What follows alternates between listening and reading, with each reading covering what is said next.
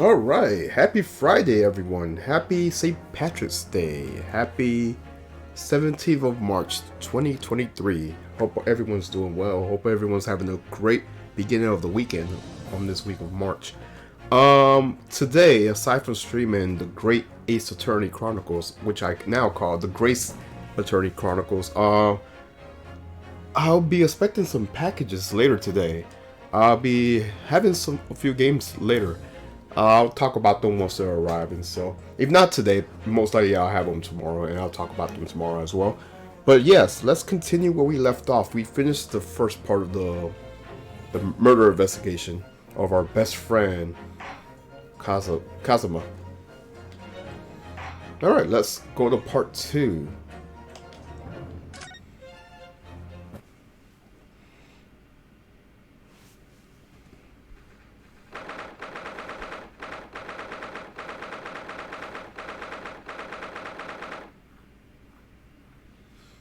Alright. I wish we hadn't been thrown out like that. I wish we managed to find some clues as to what the speckled band might be. We didn't manage to investigate at all. Well, we found a clue. We found out something, but anyways. And I imagine that we won't be able to for a while longer. We'll never get past that sailor guarding the door. He's clearly glaring at us. Has to say, don't even think about it, buddy. Oh, wait a minute. What is it? Well, what happened to our great detective friend? Where did he go? Oh, yes, he's completely disappeared. When did he do that? He slipped away as quietly as the wind, but not before ensuring these were secured back on my wrist. Excuse me. Are we gonna examine? Let's just examine, alright, let's just talk to this guy. I really wish we had a chance to look around Miss Pavlova's cabin. He has nothing to say. What? Why you look like that? You want something? Hmm? Maybe you want me to throw you out again, hmm? Oh, no. Definitely not that. Next time I have to throw you out, I'll show you where lobsters spend winters. Understand? Understood. Maybe I should steer clear of him until he's forgotten my face. I wish that was that easy. I don't think he will ever forget your face. Yeah, exactly.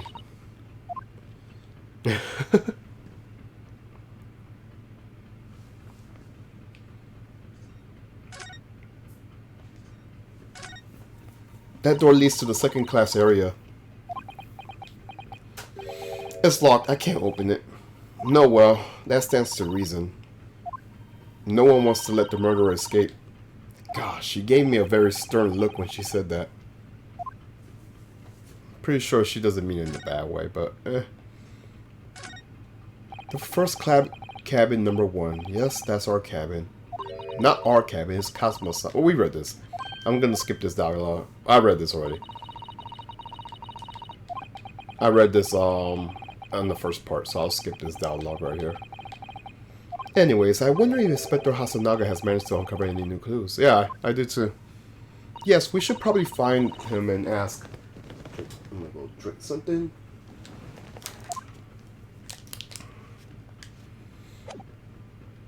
Let's move to the cabin, right? Oh, first.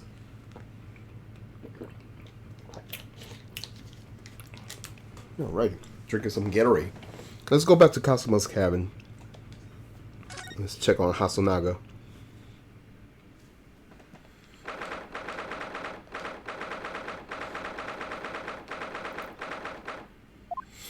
It looks like they're still investigating in here. Yes, on that subject, I wonder if Inspector Hasanaga is unscathed. What do you mean, unscathed? Surely you haven't forgotten, have you, Naruhoda-san? Don't you remember what he said about allowing you out of the cabin to investigate? He was going to talk to the captain about it. He said he would lay his life on the line for you. Oh, yes.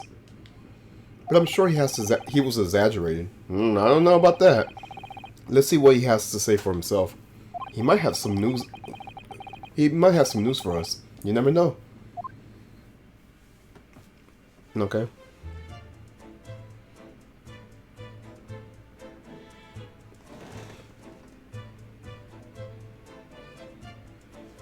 Let's look around, I guess. Oh, there he is.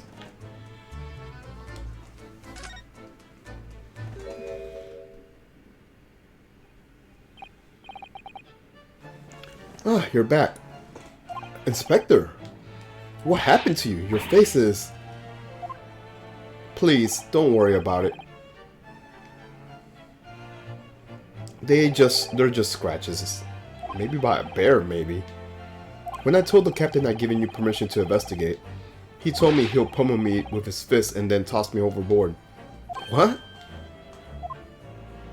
But the pummeling was over in a flash, and he must have decided against throwing me overboard. So it wasn't nothing, really. It looks like he wasn't joking when he said he would lay his life on the line if he had to. Well, thanks to your efforts, we now know a little about the neighboring cabin. Yes, so I understand. Oh? I bumped into a man claiming to be a great detective a little while ago. I think his name was something like Herlock Sholmes. I don't think he was German though. Ah, that explains it. Shall we compare notes then? We could tell you what we found out. Yes, let's do it. Let's talk about the cabin next door. What? Nikolina Pavlova? She's in the cabin next door? Oh, do you know who she is? Please, what self-respecting ballet fan wouldn't know that graceful angel? Oops, I think I upset him there. Well, that tells us the neighboring cabin is unrelated to the case at least. Oh? How? Because angels don't go around committing crimes, do they? Oops, now I definitely upset at him.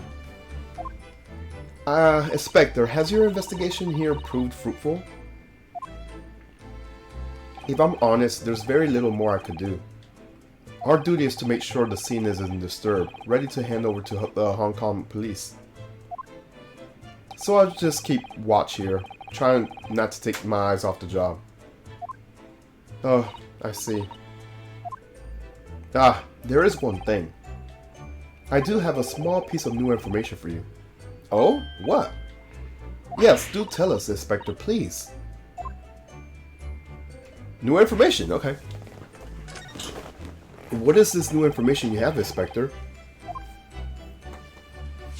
It's this. The Bordia medical officer has finished this examination of the body. I managed to obtain... Okay, is this the autopsy, basically? Yeah, autopsy. Kasuma-sama. So, what was the cause of death? Damage to the cervical vertebrae is what's written in the report. His neck was broken? Yes, it would seem so. There was no obvious wounds or signs of injury, so at first I think they would have considered poison. But it turns out they found no trace of poison in his system at all. Well, what weapon was used then? Nothing has been found as yet, but the fact that there is no sign of a wound suggests it may have been a blunt object, something that wouldn't leave a mark. Oh, I see. All the body's nerves run through the spine to the brain. A strong enough impact to the neck will induce death. It is a possibility, and no obvious wound will be left. Poor Cosmo. I have a second copy of the report. If it might be useful, you're welcome to have it. Really? Are you sure? Yes, it's fine. I trust you. After all, if I didn't trust you, I never have agreed to live in this cabin in the first place, would I? Ah, yes. Good point. Okay, so we got the autopsy. The cause of death is a cervical spine injury. There was no traces of or external injury or poison. All right, let's talk about this great detective.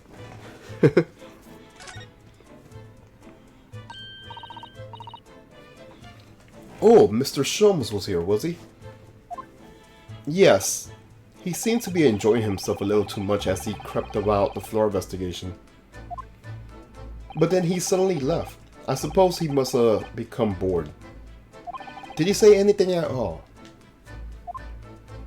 Actually, now that you mention it, yes, just one thing. But he practically shouted it. "It's shoe polish!" was all he said. Shoe polish? It was when he was over there by the broken glass. Do you see it? Ah, perhaps he's talking about this brick-colored mark. Do you think? Oh yeah, we investigated this earlier. Ah yes, this must be it. But how could Mr. Sholmes know that it's shoe polish? That leaves me cold. I'm afraid I have no idea. What is this, Susato? Well, Kazuma-sama was wearing leather shoes with a very dark tan hue. Dark tan? A sort of dark brownish red then. Yes, a little like the color of red wine, but darker. I often repaired them for him. Oh? This means that this mark was made by the polish of Kazuma's shoes as they scuffed the floor. The mark... Okay. We got that. We now have some evidence.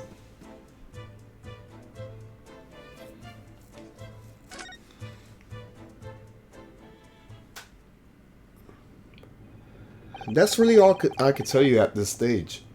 I should really return to my post. My fellow crewman's eyes are boring into the back of my head. Yes, that might be for the best. Thank you. Poor Inspector. You look exhausted. Oh, no. Well... I feel terrible that I failed to protect Asaji-san. He was my responsibility. He's being too hard on himself. Of course, my pain is nothing compared to yours. You were his friends. The truth is, I seem to have had a heavy head ever since I woke this morning. A heavy head. That's interesting. Uh-oh. Wait. My head's still... Okay, that's what I was thinking about, too.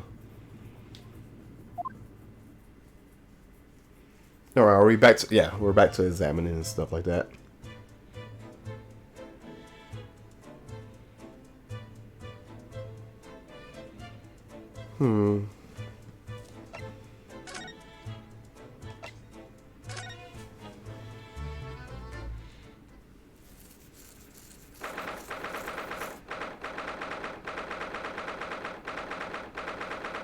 Okay. Ah! Look, Naruhara-san. Seaman Strovnov has gone. Strong enough. The burly Russian sailor who's always crossing his arms and glaring at us. Ah, all these Russian names are impossible to remember.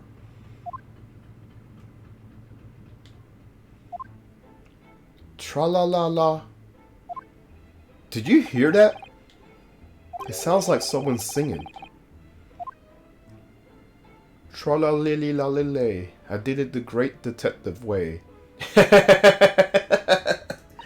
The Carolyn. I know that lark-like voice. Well, never mind that now. This is a golden opportunity for us. Yes, you're right. We must seize it. Let's get inside Miss Pavlova's cabin while we can and investigate. Definitely, before that stringy knot crewman comes back. It's stuffed knot, not stingy knot. Alright, let's, we could just go there, right?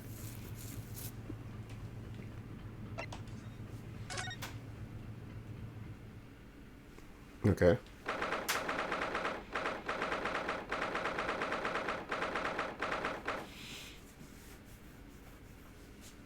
Okay, what is going on here in this room? We finally have time to investigate. Miss Pavlova isn't back yet. Susato. Oh, where's she's gone? Yeah, oh, there she is. Hey, what are you doing? These are private things.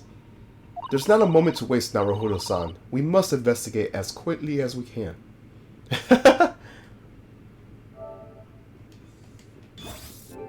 I suppose you're right, for Kazuma's sake.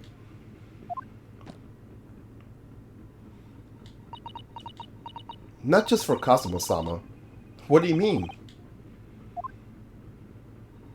It can't be long now until we arrive at the port in Hong Kong.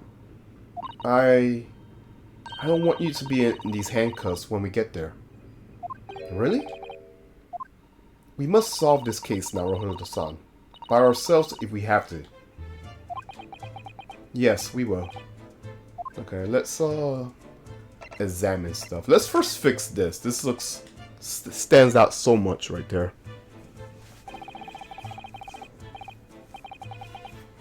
All the books have toppled over together. Look, every single one. I get comfortable. Do you think that's the god of the sea, perhaps? He toppled too, though. It's exactly the same as the bookcase next door. In Kazuma's cabin. Perhaps Miss Pavlova was practicing a difficult ballet pose and fell against the bookcase. I don't know. Would she really be practicing ballet on the same night she ran away from her ballet company? Alright then. It must have been you. You lost your temper and knocked them all over in a fit of rage. Not everything bad that has happened on this ship is because of me, you know. Well, anyways, I'll set them all straight again here too. I don't like seeing things in disarray. I agree.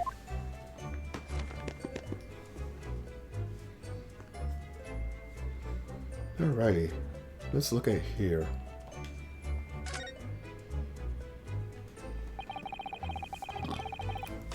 So this ventilator connects to Kazuma's cabin. Yes, although what a fool of a shipbuilder must be open to a ventilator to another room. Maybe. It's so that if there's a gas leak next door, the occupant of this cabin will notice and raise the alarm. Oh. Or the occupants of both cabins would die of gas poisoning. I agree. That is a possibility. Anyways, last night, Kazuma wrote that he saw a speckled bag coming out of this ventilator.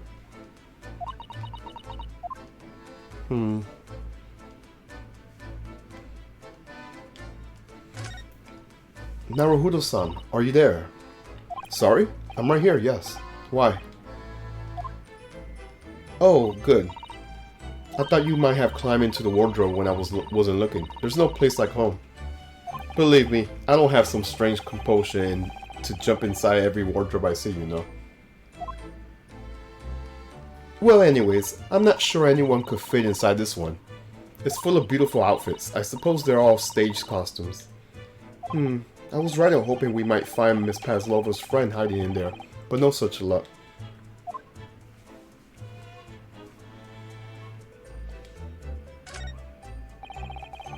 There's one of these things to the bed in Kazuma's cabin too. Yes, it's a bell cord. I can't resist. She's barely hesitated there, and she gave it a good tug too.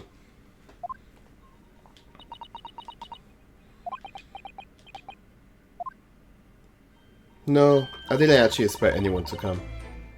We don't want them to. We're trying to investigate in secret. Yeah.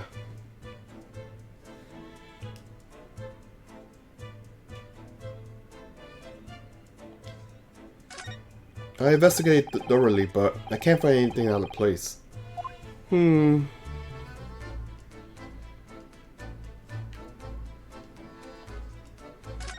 Ah, yes, they're displaying the cabin too. Look, the rules. Passengers must not keep... Well, we read this one. I'm just gonna skip the dialogue.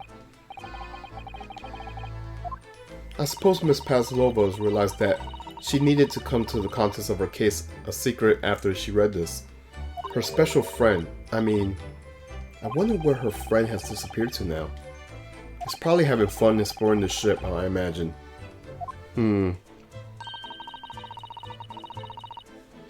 I just hope Seaman Strovnov doesn't find it and throw it overboard.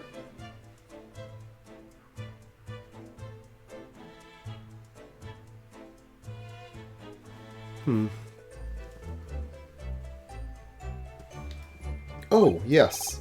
So do I.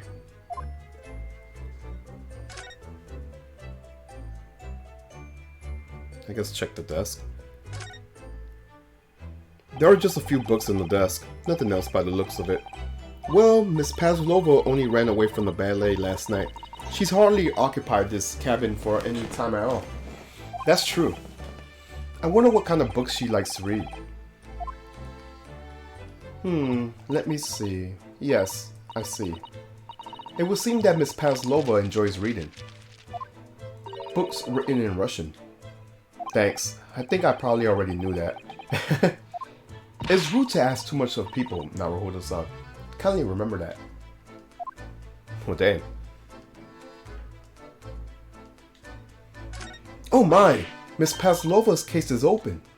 It's completely empty inside, but according to the great detective's great deduction, she was hiding her special friend in there. Yes, a friend that she has to keep a secret. Because you're not allowed to bring animals aboard the Buria. I wonder what kind of animal she has in there. And more to the point, where is it now? Where else can I check?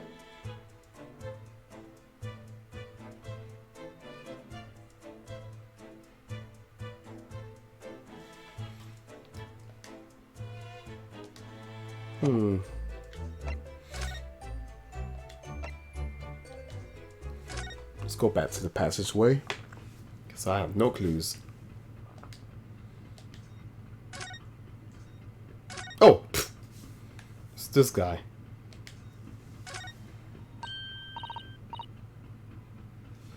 Oh, it's Mr. Shum's look. Wow, you never know where he's gonna turn up next, do you? He seems to be stealing a look at something as he sings to himself.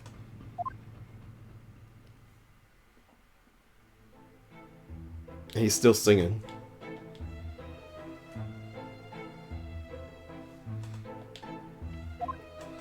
He's still singing. Do you think he hasn't noticed us? Or he's simply in extremely high spirits? Yes, there were times, I'm sure you knew, when the yard bit off more than it could chew. And through it all, when there was doubt, it's lucky Herlock was about. Okay, excuse me. I solved it all, and I stood tall. I did the great detective way. Mr. Sholmes. Ah! What?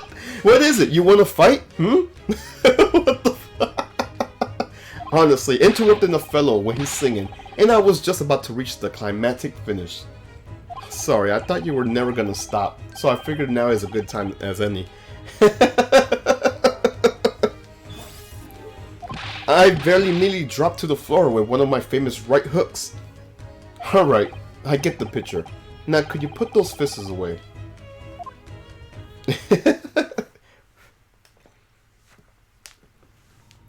Mr. Sholmes, you seem to be examining something before we interrupted you.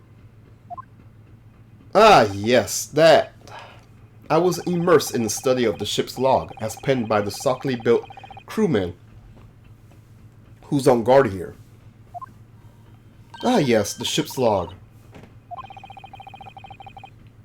And did you find out anything useful from it? Well, after 2 AM this morning, the majority of the entries are blank. Which means that there was nothing to report. Nothing of note happened, so... You truly are a student from the land of the rising sun. You've been utterly blinded by it. Ha ha ha ha. Sorry? Your logic, my boy, is inverted. Whatever do you mean, Mr. Sholmes? Observe the other page, and all shall be clear. It would seem the same crewman of Stan's century in this first-class passageway, and he has almost religiously practiced of recording nothing to report every half hour. Oh, he writes that in every 30 minutes. Nothing to report. Precisely, but simply, the seaman writes nothing to report when there is just that. And yet, the ship's log from last night is largely blank. He didn't even write nothing to report. Do you mean? Yes, there was circumstances afoot last night, which led to the seaman being absent from his post. What kind of circumstances? What happened? That remains a mystery for now, but we could be sure something significant took place. I'm gonna be right back. I'm gonna turn on the AC.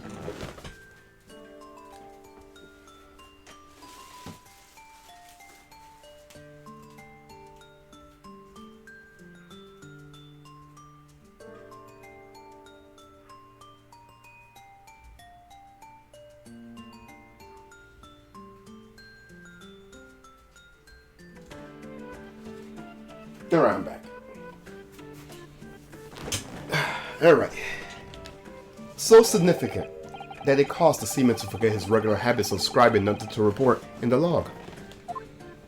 These are important details. I would stake my life on it. You must log the ship's logging to your mental file. The ship... okay.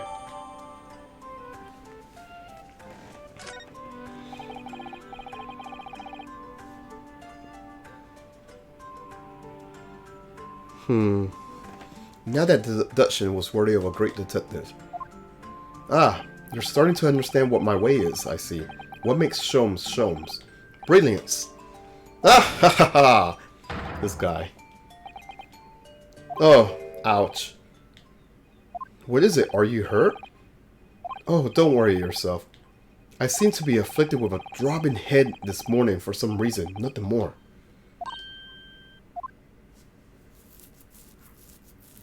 Well, my friends, until our next encounter.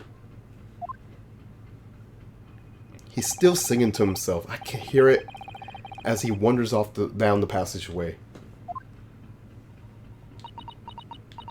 Is something wrong, Susato-san?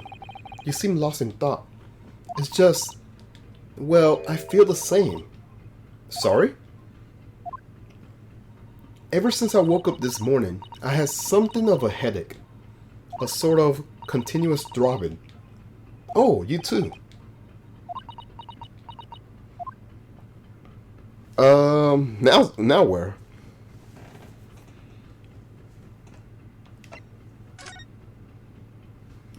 I guess we could look more over here. Oh, we got an... oh, what's that?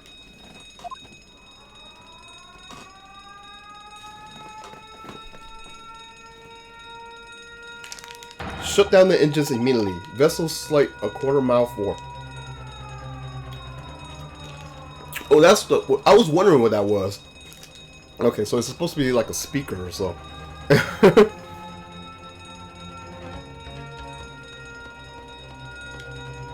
Full stop. Hard to starboard. All hands brace for impact. What the? I think we're about to crash into another ship. What? I can't stand. Susato.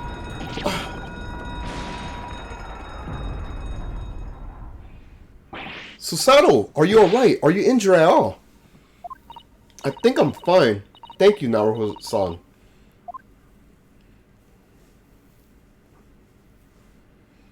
It looks like we avoided a collision.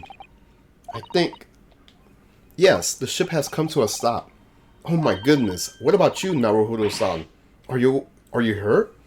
No, I'm fine. Oh shit. Hello, is anyone in there? Shout if you need assistance. Oh, that sounds like Inspector Hasanaga.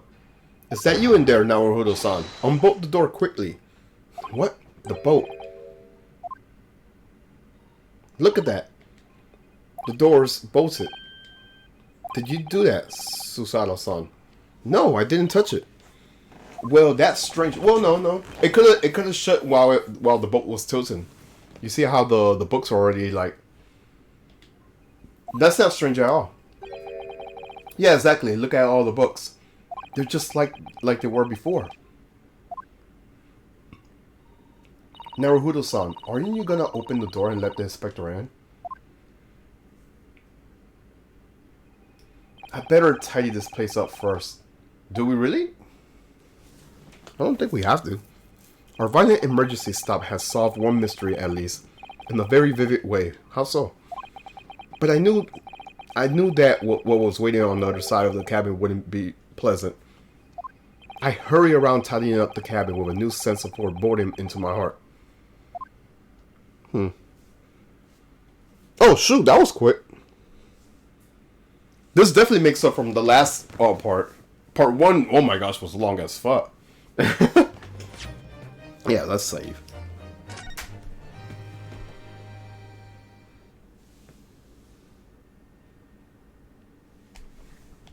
Alright, let's save. Yeah, part 2 was really short. I'm really not complaining though.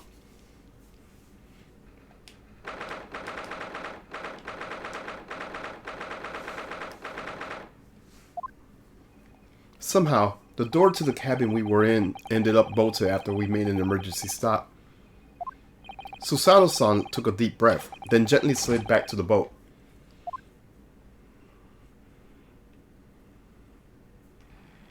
You! What are you doing in Miss Pavlova's quarters? Ah, you both look unhurt. Good. Yes, we're fine. Thank you. What on earth happened? We heard something about how we were gonna collide with another ship. Yes, it appears to have been a false report though. Oh, how did that happen? There's a dense fog outside, so it's extremely difficult to see. Someone must have thought he saw a ship ahead. This person obviously triggered the alarm, and that's why we made an emergency stop. Everything is chaos. Passengers are screaming, crews are running everywhere. This first-class area is the only quiet part of the ship at the moment. Oh, I see. Someone triggered the alarm. Does that mean that someone pressed that button outside? You wicked intruder, dressed all in black. You are the devil. Sorry? Me? I've been called a lot of things before, but devil is a first. You opened my traveling case. How could you? What? No, we didn't touch it. That's right, Miss Pavlova. It was already open when we came into your cabin. Inspector. Yes? Arrest this man. I know he did it.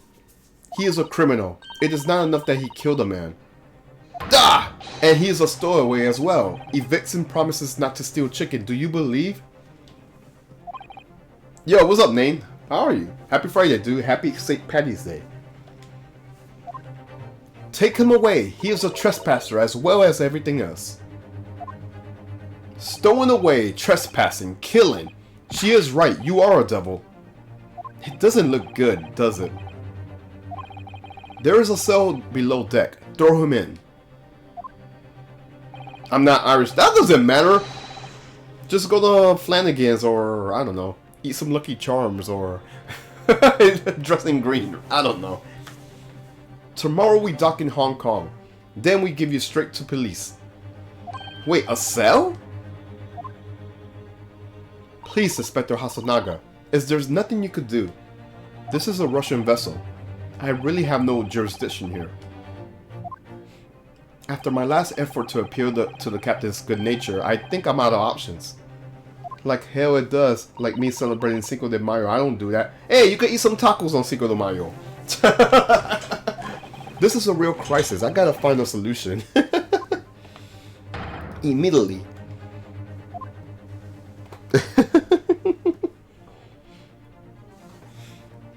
Oh man, that was a good laugh though. That's when Taco Tuesday is for. Yeah, but now you could go the extra mile and get more tacos. And it doesn't have to be on a Tuesday. Okay, sorry. Let's see what Hasanaga could do for us. You got yourself in a difficult situation here. By entering this cabin uninvited, I mean. Sorry, I was just so desperate to find a clue. I'm afraid there's really nothing more I could do to help you. If I push my luck any further, a punch to the face will be the least of my worries. I'm really sorry. I have to take responsibilities for giving you the freedom to investigate Miss Pavlova's cabin. Now this has happened. I have to report to the captain at once. I really need some help here. I need a savior to rescue me from this crisis.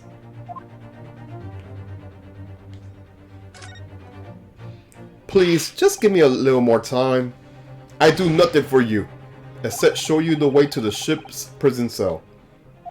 Thanks, but no thanks. But I'm innocent. I didn't kill anyone. And trespassing and stowing away? Well, sometimes life could lead you down some unusual avenues and, well... Enough! You are guilty. Ship's cell is the only place fit for you. Come on, there has to be someone. Some savior to rescue me from the crisis.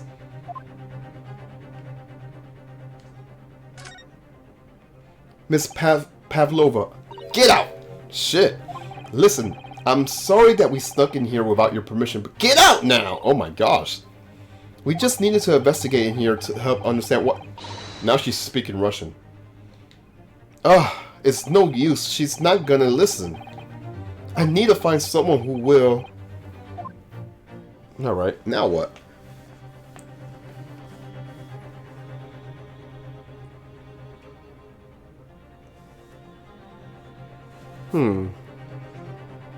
Oh! What the fuck? What the fuck is he doing there?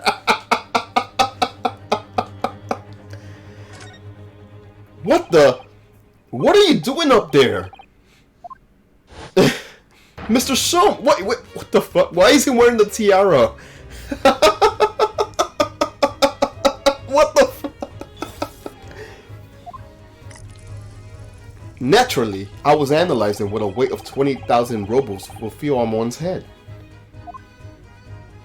Have I not told you that as a detective, it is my business to know what other people do not? This isn't more tomfoolery, my boy. Oh, no. Well, why were you hanging from that hook before then? Isn't it obvious? To properly assess the weight of the 20,000 rubles, naturally. I wish to determine if it would bend that's conceited. Looking hooked to the wall, so full of bragging bouts. I never know whether to take this man seriously or not. You again, the great detective. Inspector, I confess I've been looking for you. I have something to report to you most urgently. Well, you might try looking for me somewhere other than a hook on the wall next time. What is to report? Speak. An urgent report from a great detective can mean from one thing. Yes. The case of the curious murder that took place last night here on the vessel, the steamship Bordia, has been solved by me, naturally. What? Really? Yes, I have eliminated all possibilities. No other explanation exists. So, allow me to illuminate all your minds. For I am about to reveal my great detective's greatly admired great deductions to the case. Oh my gosh, we're doing this again?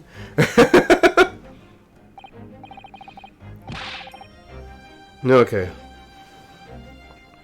I'm just scratching my leg right now. Ha! You have solved it. Even hedgehogs understand this case. We all know who was responsible for killing student boy this morning, when we found criminal in wardrobe. It is the stowaway, and he has handcuffs to prove it. I didn't do it. The trouble is, there doesn't appear to be anyone else who could have killed the victim, because as everyone knows, the cabin next door was bolted shut from the inside. That means the culprit must be someone who was inside the cabin. Yes, it is what a locked room mystery in detective stories. Da! Locked room. That is point. The room was locked. Well, I can't deny that. There's no way the boat would have been drawn across from outside the cabin. You are quite mistaken. The cabin next door is not a so-called locked room at all. What? Oh yes, there is another entrance. An entrance used last night by the culprit in order to gain the access to the cabin despite the bolted door. What other entrance? We never discover one. Why, it gapes open mouth at you even as we speak. The ventilator, man. The ventilator? Gah ha ha ha ha! You think this is funny? I can't even put my arm through that hole. That's because your arms are as thick as a tree trunk. You're suggesting that the culprit entered and left the victim's cabin through that tiny opening. It's not possible. Ah, but it is. And last night, the victim even witnessed the intruder in the act of passing through the ventilator. Oh, she knows something. Mr. Sholmes, do you mean... Are you referring to the words Kazuma-sama wrote in his diary? 120... Yeah, the not that, the speckled band. Yeah, that's what he's talking about. Precisely, my dear madam. But what does it mean? What is this speckled band? The answer to that particular conundrum is in this very cabin. I was gonna say cannon.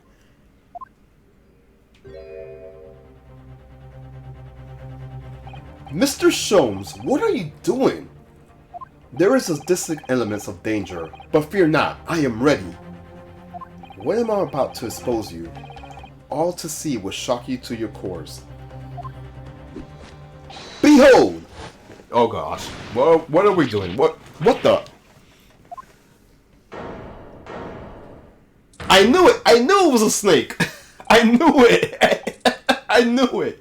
It had to be a snake. Well, they kind of foreshadowed that in the intro of this case.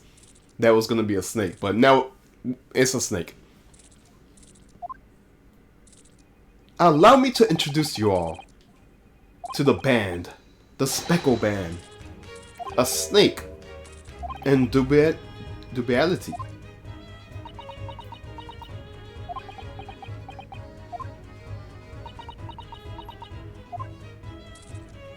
I knew it was a snake. It had to be a snake. Mr. Sholmes, just one thing. Pray, what troubles you? Well, that snake, isn't it really a speckle? Is it? It looks more strippy, would you say? I like how everyone's just ignoring that Buddy's right there. Yes, you're right. I think in this case, you have to call it the Stripe Band, wouldn't you?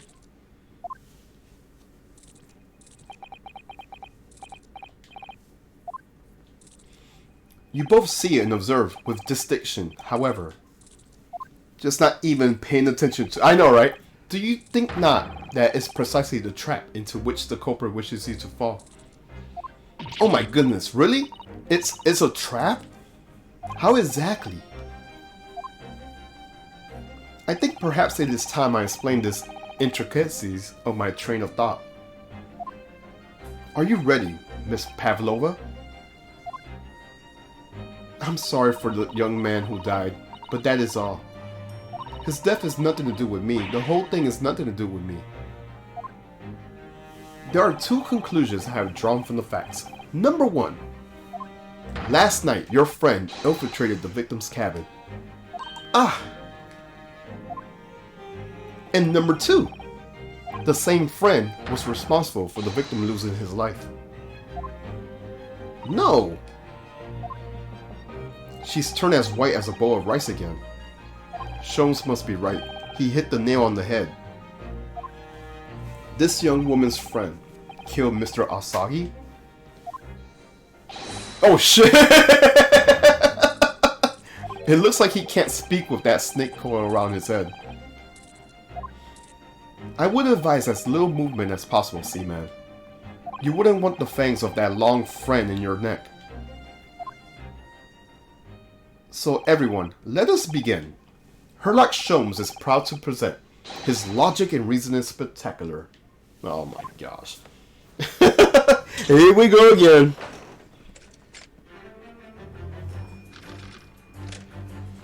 Alright.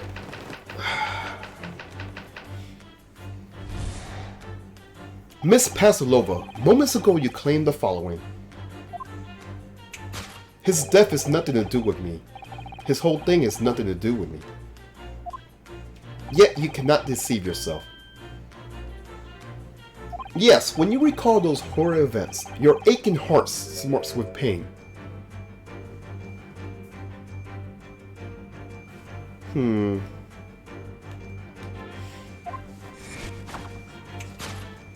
is that very pain that evidence your inextricable link to the victim's death?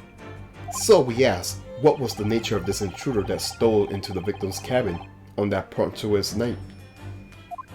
Why, naturally, it was the friend with which you boarded the vessel, was it not? As I suspected, another telltale glance. Without doubt, your friend is the rifling serpent we see before us. And yet, that fact leaves us a quandary. The victim's written observation on the night in question tell of a speckled band, whereas regrettably, this specimen markings do not fit that description in any way. What explanation can we then give, pray? What was this sight that fell upon the victim's eyes last night? No, don't look at me. This has nothing to do with any of this. Oh, but it does. You have the answer to this quandary, even now, hidden behind your back. Really? I gotta move. Okay, whatever.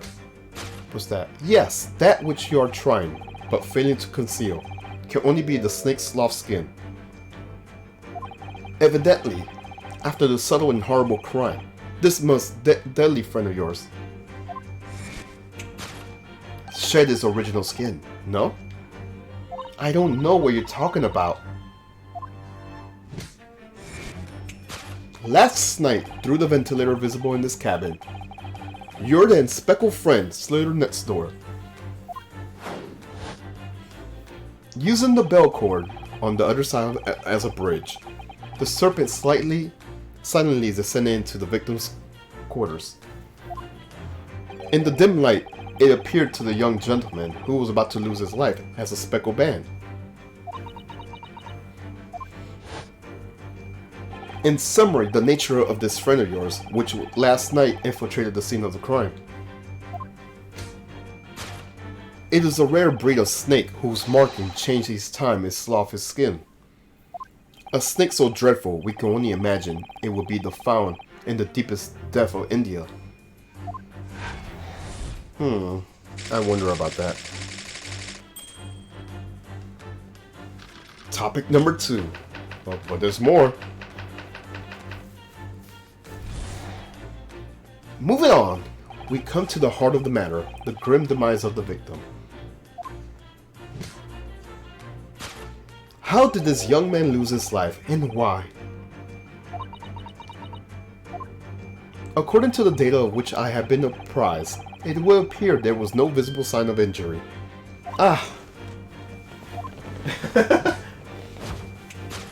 In fact, the circumstances of the victim's death can only be explained by a terrible venom. Now, if we take that as a fact,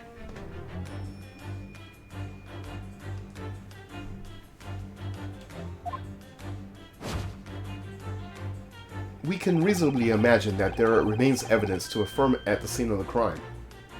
Oh no, could there be... Yes, an examination of the deceased body will prove the cause of death conclusively. The almost but not quite imperceptible puncture wounds left by the venomous fangs will seal the truth. Yes, the vestige of the snake bite delivered by your terrifying friend. This makes no sense. There is no point feigning ignorance, Miss Pavlova.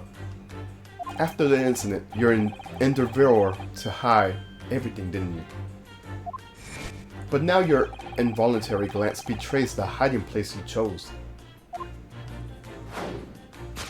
That's right, you hid the evidence that links you to the victim's death in that traveling case. When we first met in this cabin, it came to my attention that your case moved periodically. Your serpent assassin was restless inside, no doubt. You don't. It is telling that the victim made noise of a whistling sound that he heard minutes before his death. That was your signal, was it not? The sound you have used to train your serpent friend. To train? Indeed, you put the serpent through this ventilator and wait. After a period, you summon it back with a whistle. You couldn't know if the animal had done its duty, so you would listen for signs of life next door. If the victim appeared not to have dispatched, you release the snake once more. Do you deny this snake has undergone such training? It's not true. Having slithered through the ventilator and down the bell cord, the creature needed only to sink its fang in once, and its venom would course through the victim's vein, ending his existence forever.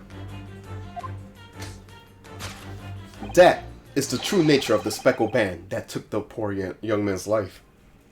There could be no doubt, my logic is infallible. Alright, now we have to break down his logic. Alright, this should be interesting.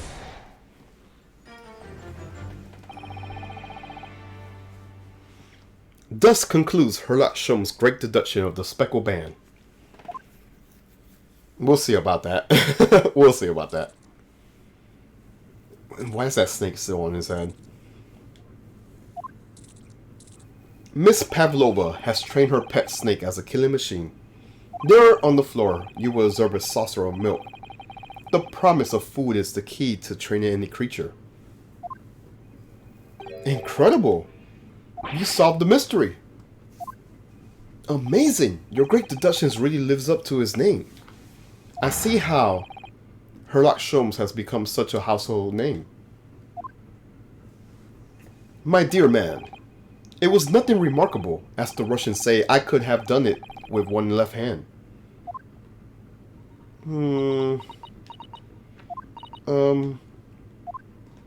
Could I venture an opinion, Mr. Sholmes? But of course, what's on your mind? It's just about your deduction before. Something don't quite make sense to me. I welcome questions as to my methods, and will both loudly and proudly, and will answer both loudly and proudly. Oh, well, good. First of all, snakes are egg-laying creatures, part of the reptile family.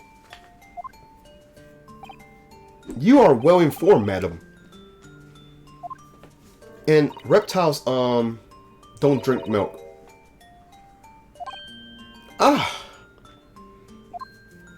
It's really only mammals that like to drink milk, you see. So I'm not sure if it will be possible to train a snake using milk as a reward. No matter. No doubt Miss Pavlova used some kind of treat to encourage her pet to do her bidding. Milk was merely an example. The logic holds. Well, there is something else. Snakes have no ears. Yes, so I'm not sure it will really be possible to signal a snake by whistling. But madam, what of the tales from Arabia? Have you not heard of the snakes that dance to the sound of a flute? I think perhaps the performers play the music in time with the snake's natural movements. Oh, I see. No hands, no feet, no ears. These creatures are so inept as to practically useless. Don't take it out on the snakes, Mr. Sholmes. There is one other thing. You have more? Snakes use the scales on their bellies to propel themselves. So, I'm not really sure that a snake could manage to climb up a... Yeah, I agree. That was weird That was weird that he mentioned that. But anyways, I'm not really sure that the snakes could manage to climb up a flat bell cord like that in these cabins. Then it should try harder. Oh my gosh. Please, don't be angry with me, Mr. Sholmes. The point is, even if the snake has gone through the ventilator to the next door cabin, it could have come back without help. What I'm trying to say is that there are a number of reasons why it's difficult to imagine that the snake could have had a part in this. Wah, wah, wah.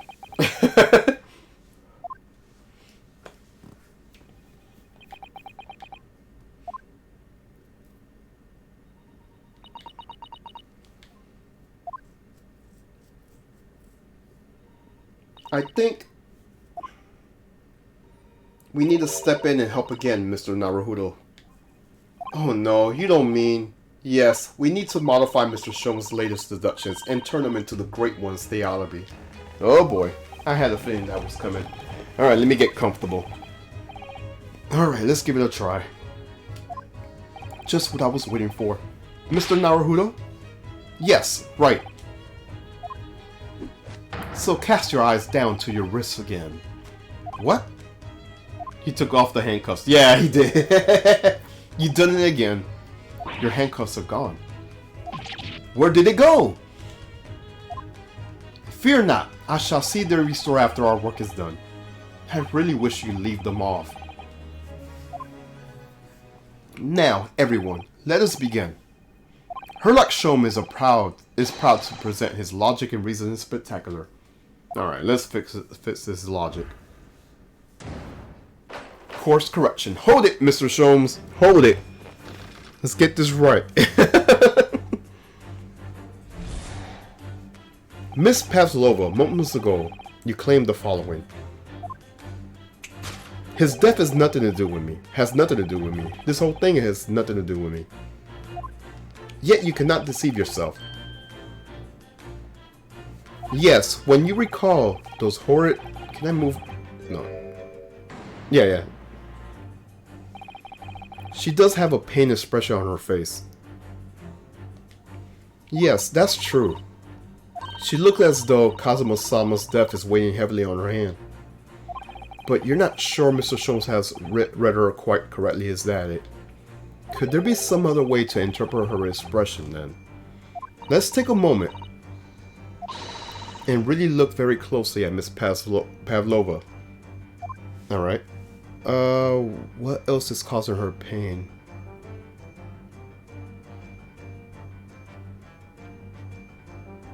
Oh, wait. Oh! There's a cat in that picture. Okay, but still.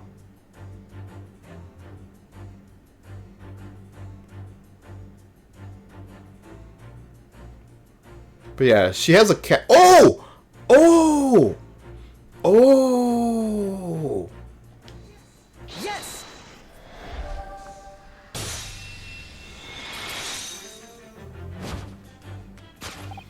Yes, when you recall those horror events, that claw scratch marks were pain. Indeed, and simple observation reveals that the wound is fresh. Miss Pavlova, did you in fact receive that scratch? Sometime last night?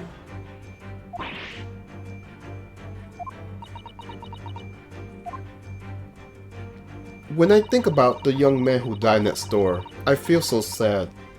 And when I am sad, the pain from this wound is worse. And it is that very pain that evidences your inextricable link to the victim's death. So we ask, what was the nature of this intruder that stole into the victim's cabin on that night? Why, naturally, it was the friend which was aboard the vessel, was it not? As I suspected, another telltale glance. Without doubt, your friend is the writhen serpent we see before us. Oh, okay, we have to modify something here.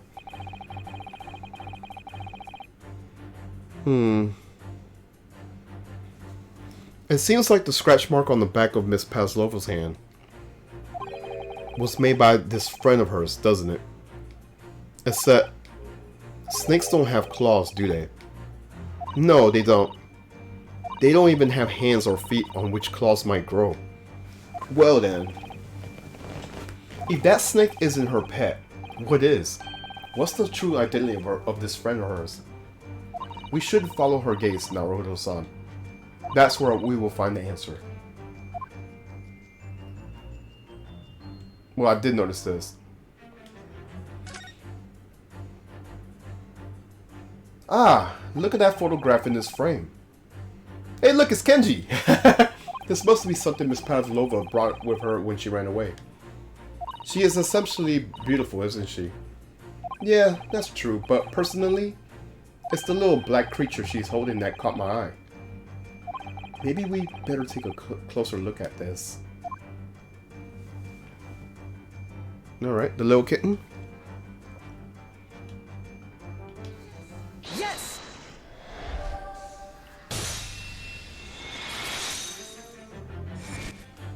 Without doubt, your friend is the little kitten we see before us. Yes! The scratch on the back of your hand makes that abundantly clear. Oh no. The whereabouts of this black kitten isn't clear, but what is clear is that you brought this animal with you when you ran away, didn't you?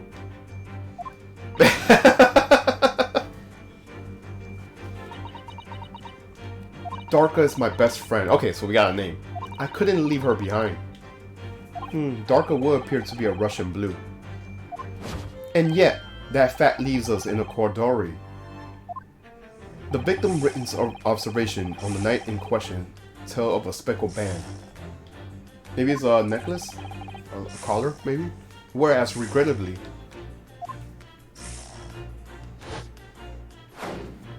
this specimen marking do not fit the description in any way.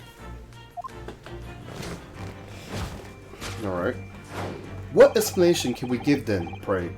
What was this sighting that fell upon the victim's eye last night? Oh, she's holding something. No, don't look at me. This has nothing to do with any of this. Oh, but it does. You have the answer to this quandary even now. Hidden behind your back. Oh, let's look at that. Yes, that which you are trying but failing to conceal can only be the snake's soft skin. I was thinking that, but no. Did you see that? She just took something out of her pocket and hid it behind her back. If she just left it in her pocket, no one would even have noticed. Oh yes, ploys like that are Mr. Shom's specialities. He's ever so clear to reveal something. I thought deduction of his was his specialty, or making me believe that he has a ploy too. Anyways, I find it hard to believe that this is skin of a snake. In which case, just what is Miss Pavlova hiding behind her back?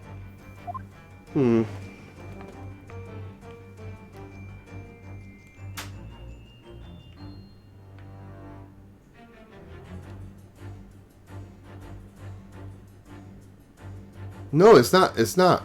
It's something else. Well, it's a speckle, and it is a band, but what is it? It seems to be soft and fluffy, a long piece of cloth of some sort, and that looks like a handle at one end. I think it may be a cat's toy. This sort of is common in the West apparently.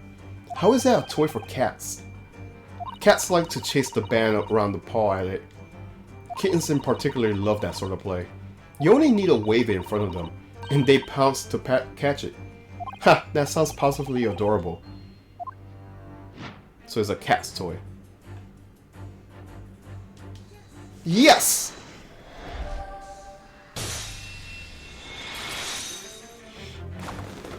Yes! The thing you are trying to but failing to conceal is a cat's toy. Precisely the true nature of how infamous the speckled band. And it was this toy that you dangled through the ventilator. You waved it around, I presume. Naturally, the victim could not fail to notice it. But why? For what reason? My dear boy, there can only be one answer to that. After her feline friend disappeared through the ventilator into the neighboring cabin, Miss Pavlova attempted to use the speckled cat toys to incite the creature to return. Ah! In summary, the true nature of this friend of Miss Pavlova, which last night infiltrated the scene of the crime,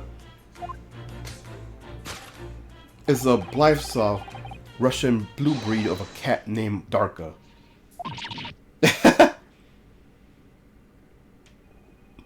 A truly troublesome feline, young Darka is proven to be... She must be caged at once. You will forgive us for borrowing the photograph of your pet, Miss Pavlova.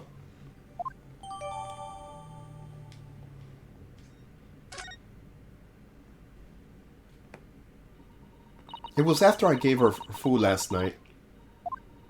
That's when it happened. She scratched the back of my hand, and then ran up in the bell cord. Before I could do anything, she just disappeared through the ventilator. Darka, she's so naughty. Alright, we solved that part. I think that was the second topic, was it?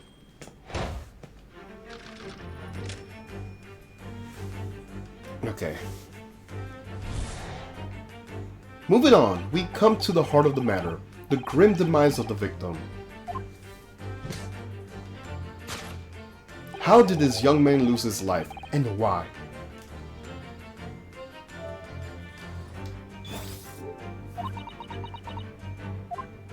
According to the data of which I've been apprised, it would appear that there was no visible signs of injury.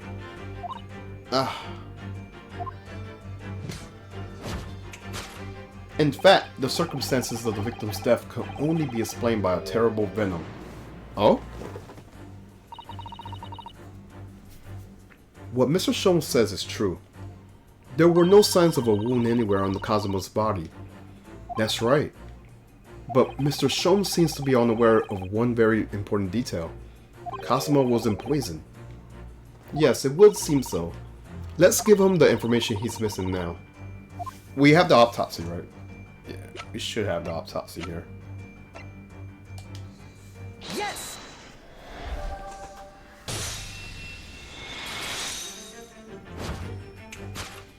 In fact, the circumstances of the victim's death can only be explained by the post-mortem report. Ah, yes, I knew it was one or the other. His neck was... Indeed, the breaking of the cervical vertebrae is fatal. Only that Goliath could be strong enough to survive that. Seaman Stroganov isn't some immortal freak, you know. The jury is out anyways. We have a good authority that the victim's neck was broken. Now, if we take that as a fact, we can reasonably imagine that there remains evidence to affirm that the scene of the crime.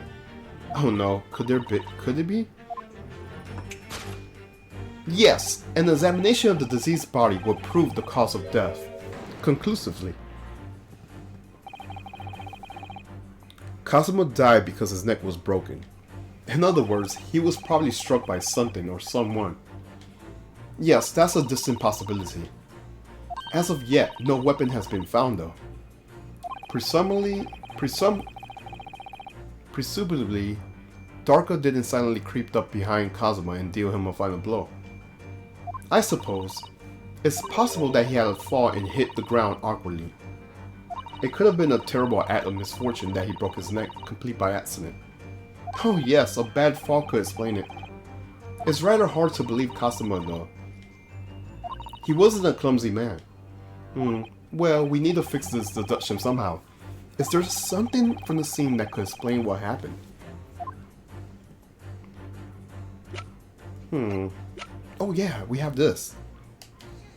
Yes!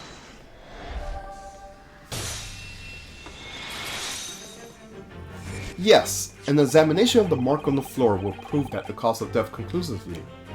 This particular mark, so visible next to the victim's body, it is a deposit of shoe polish. Shoe polish. Indeed. Positively identified by a little analysis device I constructed, which I carry now as a matter of course. Beeswax, tallow, and dye were my results. The undeniable ingredients of shoe polish. And the color of the polish is a perfect match to the colors of Miss Asaji's lace leather shoes. Looking at this mark, it's not hard to imagine what happened. For some reason, Mr. Asaji must have caught his foot on that point of the floor and tripped. Please, no. And, by a dreadful turn of misfortunes, caught his neck against some immovable object as he fell to the floor, suffering a fatal blow to the spine. The victim's vertebrae shattered, and in that instant, he lost his life.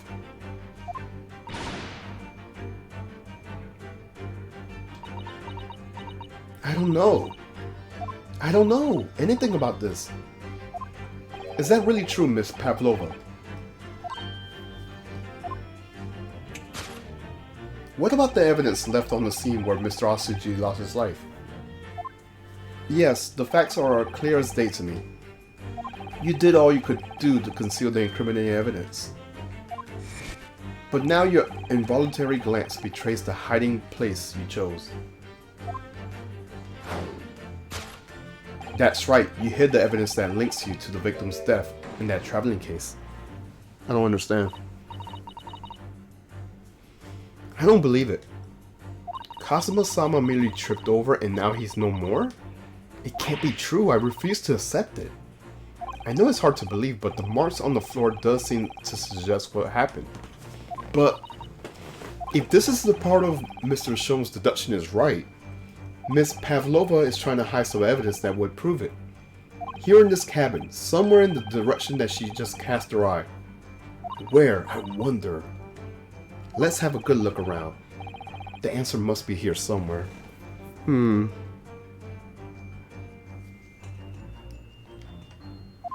Let's see.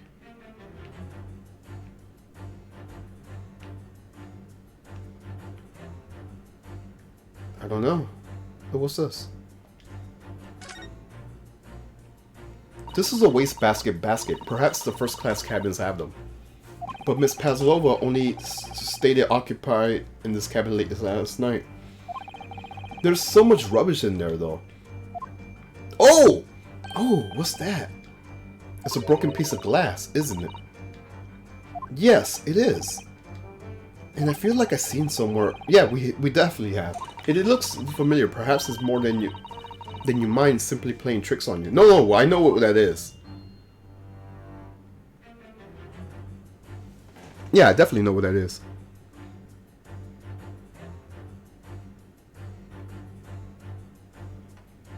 Let's present this.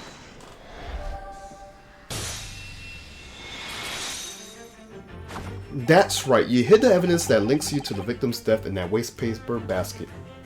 Ah. Here we have a fragment of some integrated glass object, it was seen. One that has a familiar air, in fact. Precisely, we found another piece of broken glass on the floor in Mr. Asaji's cabin. And as you can see, the two pieces fit together perfectly. Oh no. So, Miss Pavlova, shall we consider what this tells us? Why would it be that part of the glass object, which was evidently broken at the scene of the victim's death, should be found in the waste paper basket in your cabin?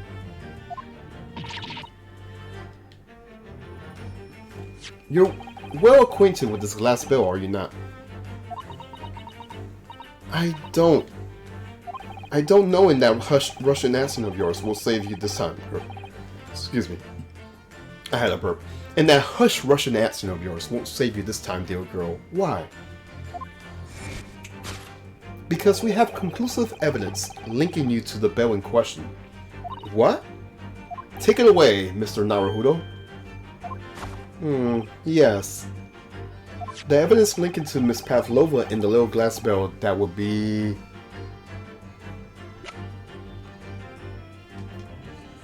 Yes!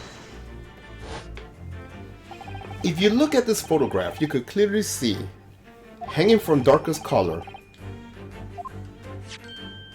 the very glass bell in question.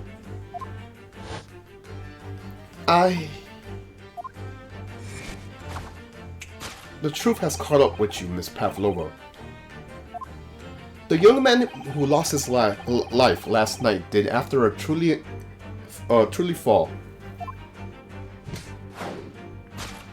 And the cause of that fateful stumble.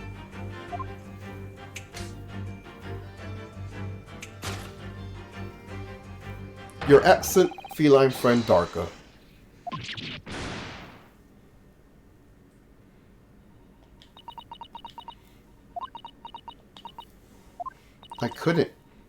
I couldn't tell anyone. Sorry. Case closed. Death by tripping over a cat.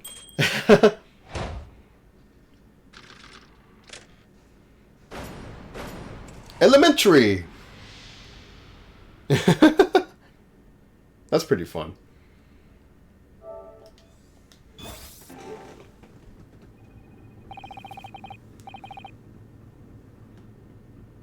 Alright, so now what about the snake? I know, Kenji killed him.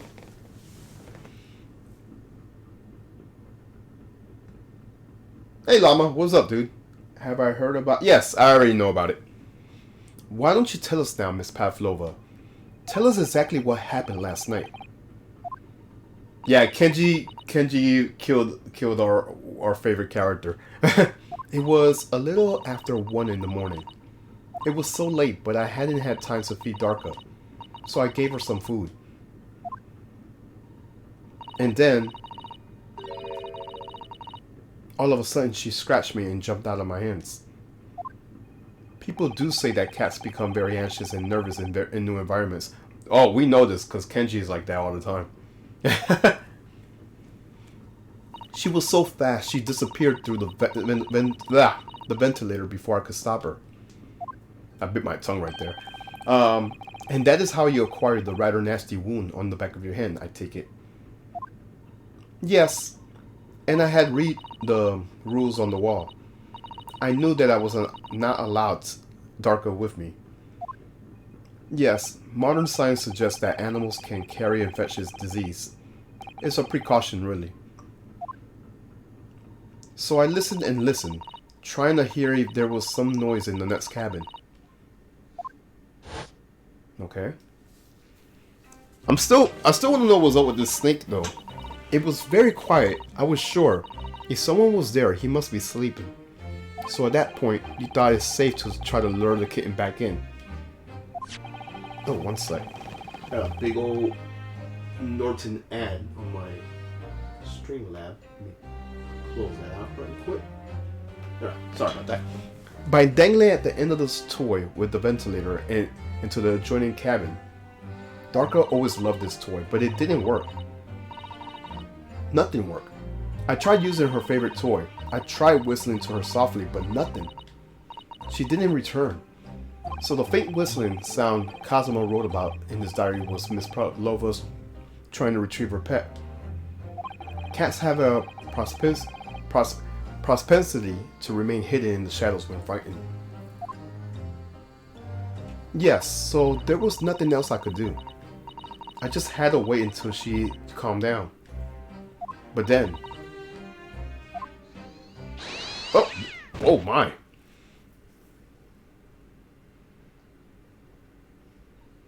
I nearly passed out with shock. I heard her cry out and then... Oh, it was such a dreadful bang. Then afterwards, nothing. It was totally silent. Cosmo was...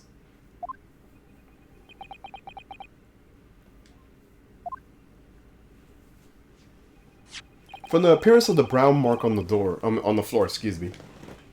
And it's a meow and not meow gotcha. Yep. It seems likely that you heard was the victim stepping into the glass bell and tripping up.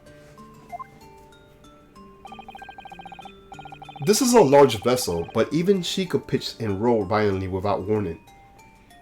If Mr. Asaji was already off balance as a result of the ship lunching with the kitten got under his feet, The combination of unfortunate factors could easily have caused him to fall over. So he probably stepped on the cat's tail. Oh shit.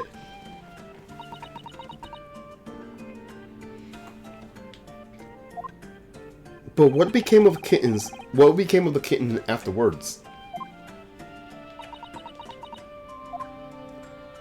In the end, I managed to get her to come back through the ventilator. Yet, Darka is nowhere to be seen. I must have forgotten to lock my case. And now she's disappeared again. Gracious, that cat is so restless as I am. Well, he knows something about himself, at least.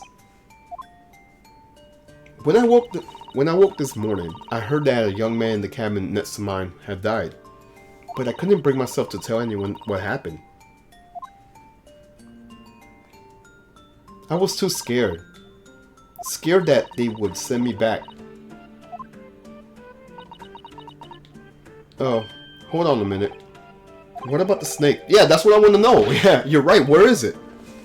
If the snake isn't your friend, Miss Pavlova, then whose is it? And where did it come from?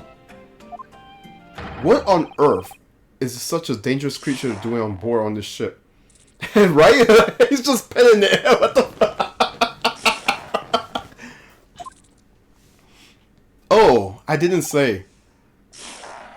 Snake is my friend. His name is Pirushko. What? What? That snake belongs to you? He escaped from cage when emergency alarm sounded. I was looking for him. I did not expect to find him in here. Yes, how did that snake get into this cabin? But animals are not permitted on board. Ha! We are at sea for 1 year. You want to be so long without a close friend, without someone who understands. Couldn't you find someone a little more human who understands you better? But my dear burly fellow, a gargantuous venomous snake, surely you could appreciate the danger you're putting everyone in. No venom. Perosco does not have venom. He is harmless, very long, but very gentle. He is adorable like Granny. Oh my gosh, it's venomless? Yes, now he is hungry, so he is in a bad mood. But once I feed him, you will see a big smile. And you feed him what?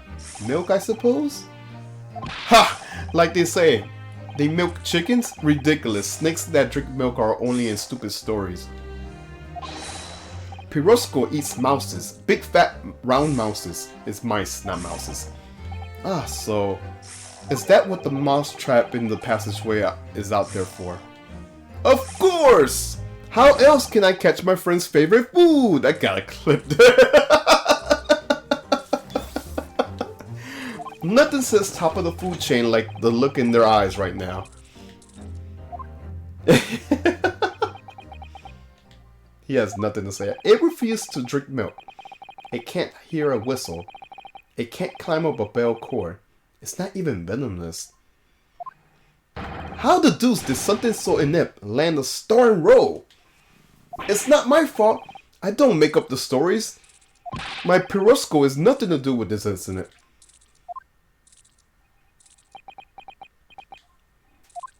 So that's what happened. That's the truth behind my best friend's tragic death. Is that really it? Is that really it? Huh. That's really tragic.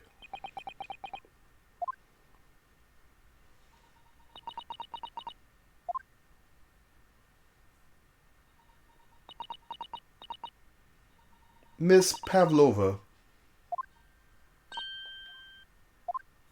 I understand the difficult situation you found yourself in, and I do sympathize. But please remember this. A young man's lost his life. If you're going to be attempting to cover up your guilt with lies, then no matter what the circumstances, I cannot forgive you. But what are you talking about, Miss Mikotoba? What lies? Miss Parlova just confessed everything. It was just a series of unfortunate events, an accident. No, there's... Actually, I just thought about something. No, there's something that wasn't solved. The writing on the floor. I just thought about that.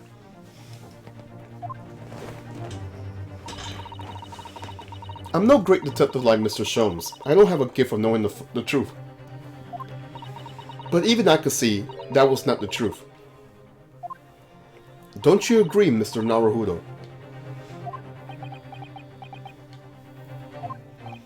To be perfectly honest, yes. There's a discrepancy in Miss Pavlova's story. I'm sure of it. I just can't quite put my finger on it.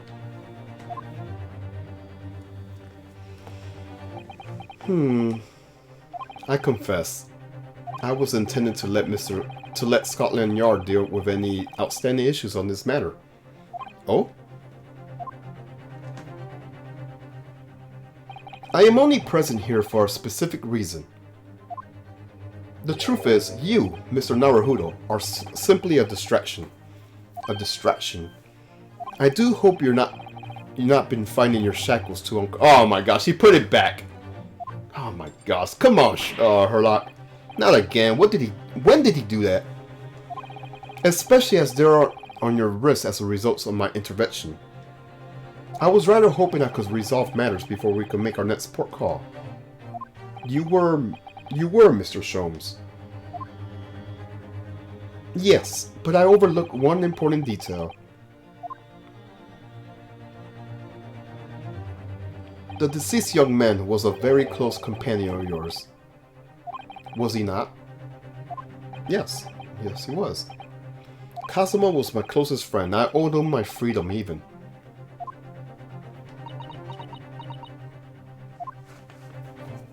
In that case, we must follow this to the conclusion. No further distractions. You must uncover the real truth here, Mr. Naruhodo.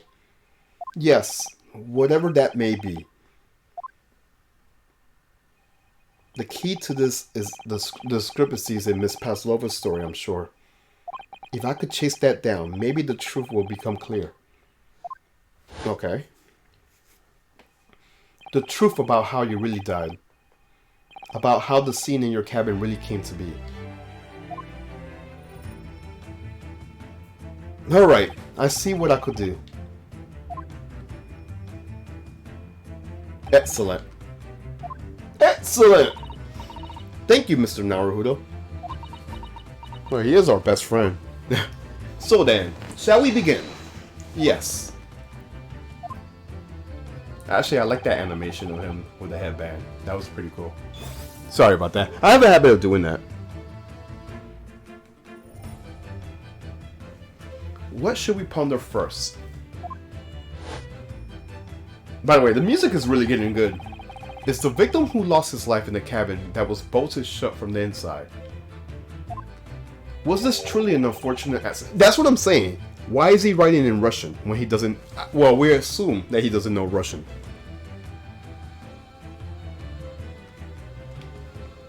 Or was it no accident at all? That is what we must establish in the first instance. But we already established it, haven't we? The man tripped over the kitten that he climbed over into the cabin via the ventilator. Tragic, yes, but still an accident. Hold it! Wait, let's just take a step back. It doesn't make sense if that really happened, does it? I'm gonna have to ask you to spell it out for me, I'm afraid. Yes, it's starting to take shape now. There's a clear contradiction between the facts and Miss Pavlova's story here. The evidence is right here, right there in Kazuma's cabin. It's undeniable. His death wouldn't possibly have been a mere accident. Really? Let's show our hand, Mr. Naruhodo. Time to present the evidence. Oh boy. The evidence that proves that the victim's death was no mere accident. What do we have? Oh, yeah, this is exactly what I was talking about. Yeah, let's go for this. Yes!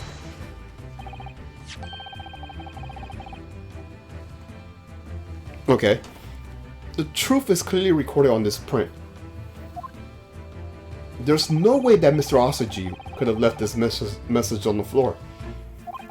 That script is Russian, isn't it? Indeed it is. The word written here means wardrobe. I see what you mean. Most people would leave a dying message in their native language. Japanese would be in this case. But maybe he was studying Russian. Nah. It's a simple language. No. Well, for one thing, Japanese is not a simple language. I don't know what you're talking about. He could have just picked it up very fast. That doesn't seem... Oh, you're talking about Russian. I have no opinion on that. That doesn't seem likely. That's actually not the point. It makes no difference whether he knew Russian or not. Sorry, what do you mean? Exactly what I said before. There is no way that Mr. Asaji could have left this message on the floor. And the reason why is clearly explained in here. Oh yeah, because he had an instant impact on the back of the neck. He died immediately as he hit the floor. There's no way he could have... Yeah, that makes sense. That makes sense. Damage to the sort of... Yeah, exactly what I just said. Resulting in instant death. Instant death.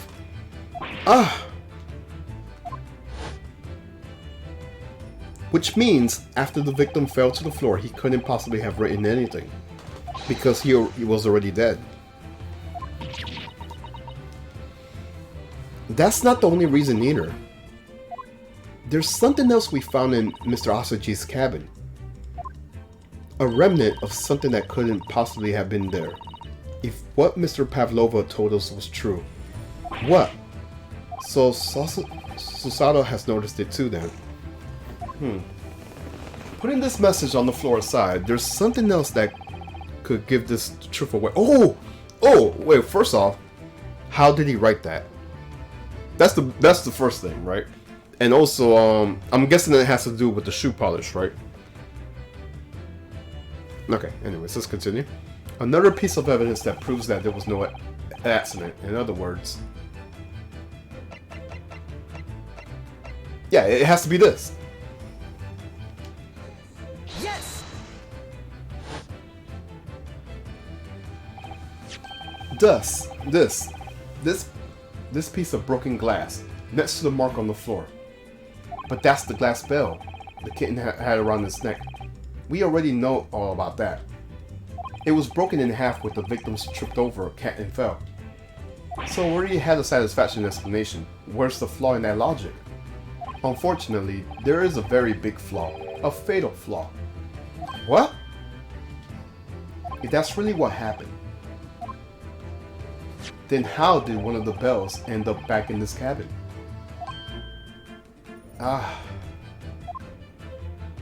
Yes, remember that we found the other half of the glass bell in this waste paper. Let's just call it the trash. Would you care to explain that? And how did she get in there? No, okay, let's not beat around the bush. She obviously went inside, but how did she get inside? Oh no. Both these pieces of evidence clearly point to the same conclusion. That when Mr. Asaji died last night in his cabin, there was someone in this room. Yeah, I mean, okay, that's obvious, but how did she get in that room? That's weird. And that same person deliberately arranged the scene to disguise the truth. In order to cover up his or her guilt.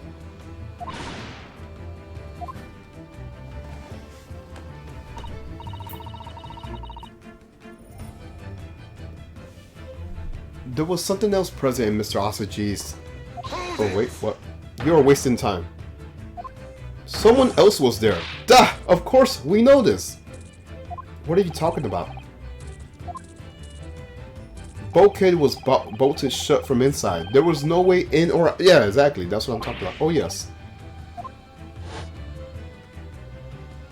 And the only person in the cabin when Yonsuke died was you.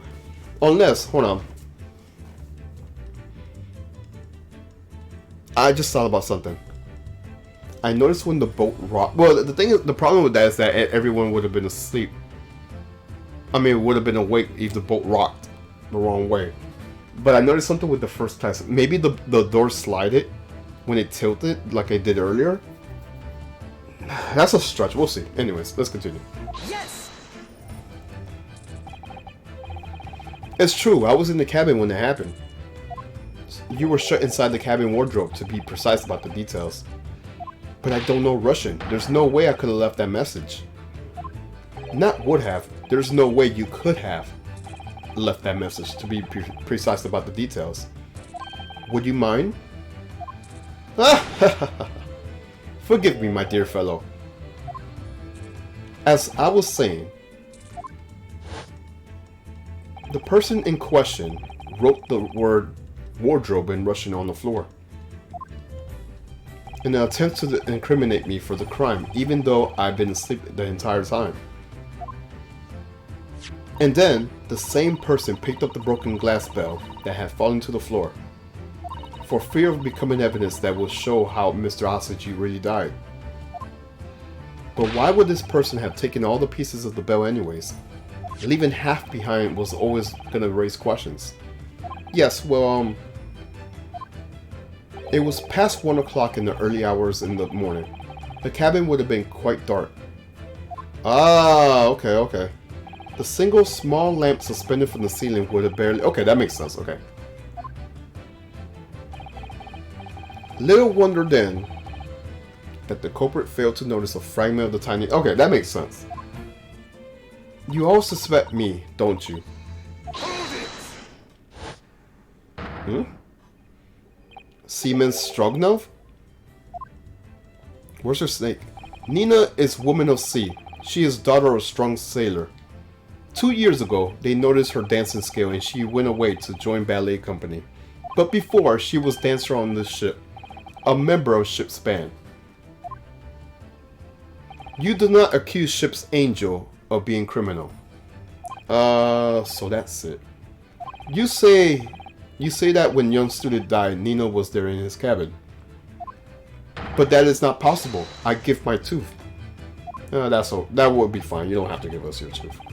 Well, this is all more interesting. And why would you give your tooth, pray? How can you be so sure? You're a great detective. You should know.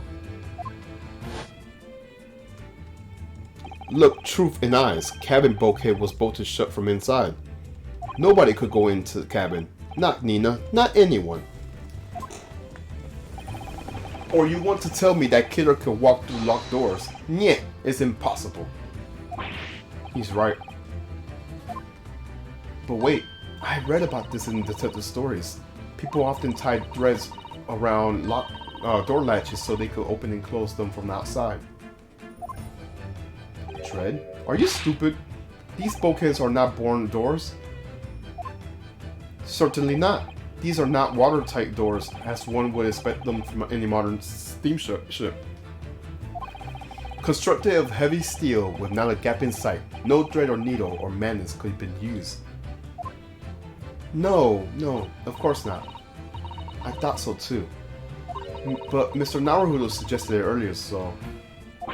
Sasutov-san, how could you shift it out to me like that? So Seaman Strovnov has a valid point. The cabin door could have been bolted shut from outside. Not necessarily. Well, here's the thing. We noticed something about the doors when we had that emergency thing. When Naruhodo straightened up the books. What? I put it to that I could bolt this cabin door without laying the finger on it. Oh, are we doing this again? Are we doing this shit again? And in this very cabin, we can see the traces of the method I have in mind, having used it before. I don't believe it.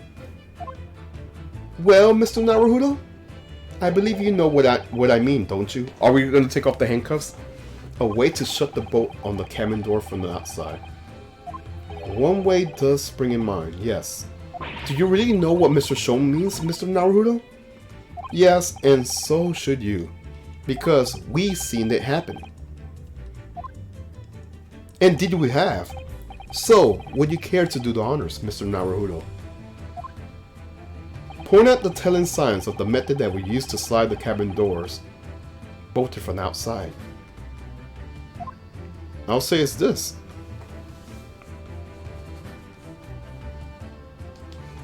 Yes! Look at this bookcase there. See how all the books and things on it toppled over? That must have happened when the ships made its emergency stop. Yeah, that's what I was talking about before. Yes, that's right. It's a very powerful vessel after all. When the engines are thrown into reverse, a violent jolt goes across this entire ship. Any small object or aren't fastened down are bound to fall over. I believe, yes, it's what known as the force of inertia acting as an object. Is there nothing Susato doesn't know? Or is that book isn't her book at least? Well, whatever it's called, the same force that pushes over the books on the bookcase also made something else in this cabin move. Yeah, the latch. The bolt on the bolt on the cabin door. Ah. It was very obvious just after the emergency stop that the ship made earlier. We had come into this cabin long before, and we hadn't bolted the door. But then... Yeah, I remember this. Yeah. This is the flashback.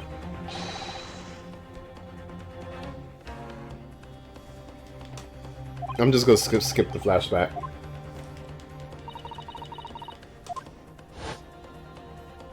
Oh, yes. That's it. When the ship stopped suddenly, the boat flew across and locked the door. Yes, it's made of metal, but it's small and light enough to be moved by the ship's sudden change of speed. Or the force of inertia, if you want to call it that. Are you trying to say that last night, after Mr. Asaji was killed,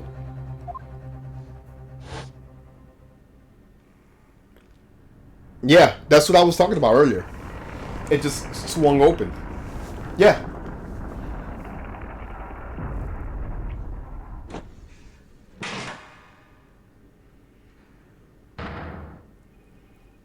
The burner made another emergency stop. We gotta check the log. That's true.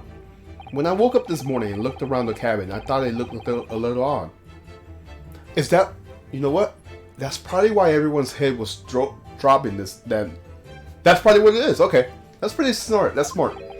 All the books on the shelf has toppled over. And all the ornaments. It was almost as if someone had run their hands across the shelves.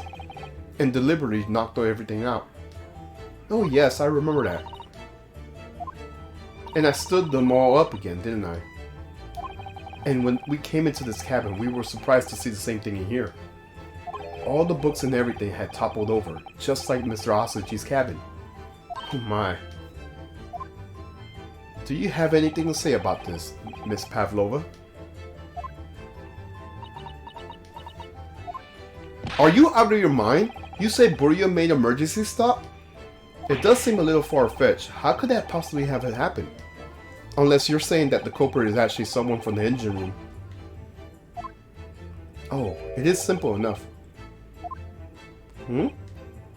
Are you forgetting the button in the passageway outside?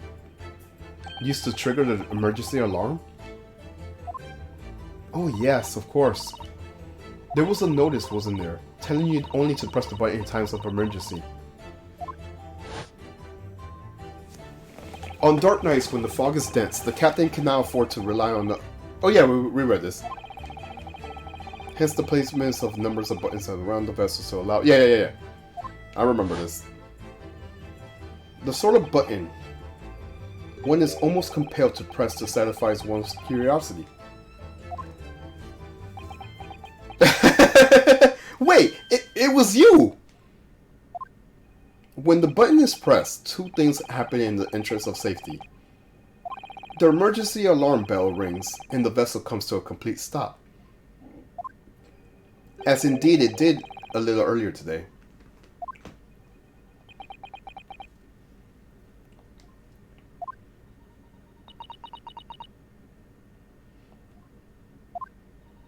Mr. Sholmes, surely it wasn't you who... As I always say, a button has one purpose in life. To be pressed. Whatever the occasion. He sounds almost proud of himself. So he did. Oh my gosh, this guy. How dare you mess with ship? I report you to Captain. You are in much trouble now. Now, I'm sure all that could wait until later. Let us now overlook the fact that we have now learned an invaluable lesson. When the vessel makes an emergency stop, the bolts on the cabin door slide closed. So, what we must now consider. Yes, it's all come down to one thing now. Last night, after what happened to Mr. Asaji, did this ship make an emergency stop or not? You are idiots. Buria is a huge ship with many passengers. If we make emergency stop, even in the middle of the night, there will be chaos everywhere. Yeah, we noticed that when he mentioned that. What are your thoughts, Mr. Naruto? Well, it's possible that kind of emergency happened last night. We have evidence to support that idea. Really? What evidence, Mr. Naruto? I think because it was late, everyone was asleep, and maybe they didn't hear the panic. It could be that. I noticed that everyone has a throbbing headache, and it could be because they made that stop. And like I said, because everyone was asleep, they probably didn't notice. I don't know. Fascinating. Do show us, my good man. What evidence promotes the theory that some emergency gripped this vessel last night? I want to see first the... Not this. I want to see this first before I present this. Nothing to report, nothing to report. And he says after 1 o'clock. Can I turn this? No, I can't.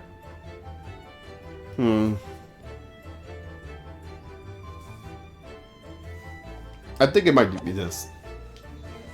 Yes! Seaman Strovnov.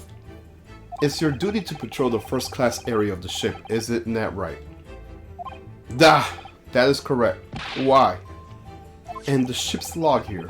This will be where the record the details of your duties. What are you doing with that? That is mine. Ah, you rather carelessly left it on top of the little makeshift burrow in the passageway out there. But as responsible passengers, we took it into our care with a mind to return it to you later. I left it there on purpose. That is where I put it always. The point is, looking at what you usually record, it's clear that under normal circumstances you write the phrase nothing to report every 30 minutes. But from 2 o'clock last night until the first light this morning, nothing was recorded at all. Nothing recorded in the log? That is... because nothing happened. But if nothing happened, you would normally write nothing to report, wouldn't you?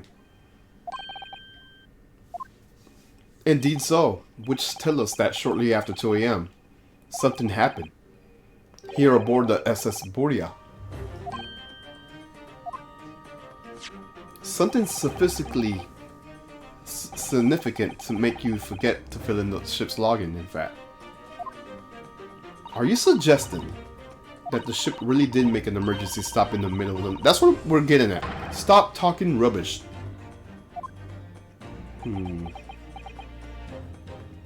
If I'm perfectly honest, I find that a little hard to believe myself. Oh, why? Well, because if something as major as an emergency stop really had happened, surely all of us would have noticed. Yeah, that's the big thing right there. That's very true. Thanks to the emergency stop we experienced earlier, we all know what it feels like now. The ship lurched so violently and the alarm bell was so loud. I can't imagine that anyone would sleep through that, even if it did happen in the dead of night. Well, no, that's a good point.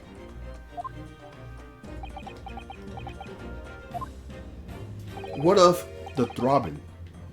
Sorry? What do you mean? Your head. The throbbing of your head since this morning. We all suffered with it. Yeah, that's what I was referring to. The headaches. Oh yes, I do have a headache. You're right. In fact, I haven't been feeling myself since I woke up today. Nor have I. I'm gonna take a drink. My head has been feeling heavy ever since dawn.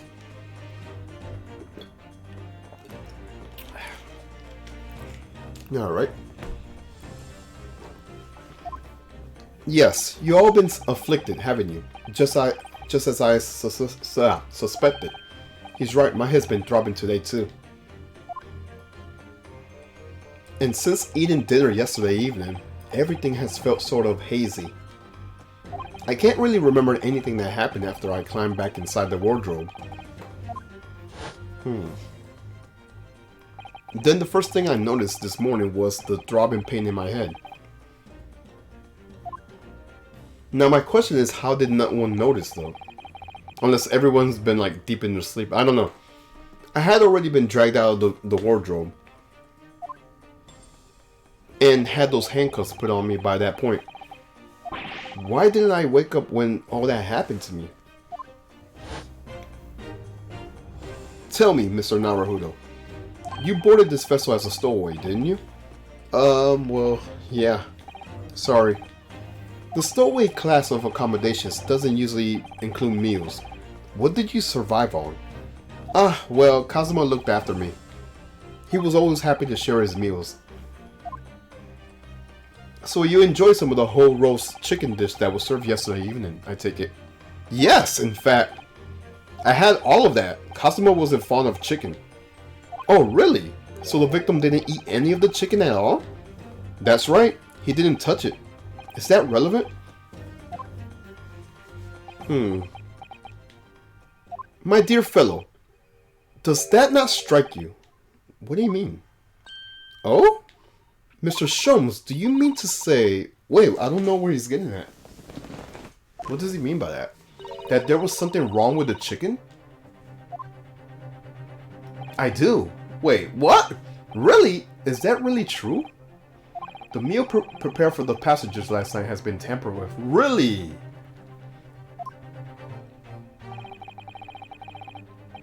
Tampered by the additions to soporific designed to induce a very deep slumber. Okay, so that theory is right. Everyone was deep sleeped. Now, why was it tampered? That's the question. A sleeping drug. Do you mean whoever did this laced every meal with a sleeping drug so no one could notice the ship's emergency stop? Mr. Naruhodo, of course that's what Mr. Sholmes means. What a far-fetched idea.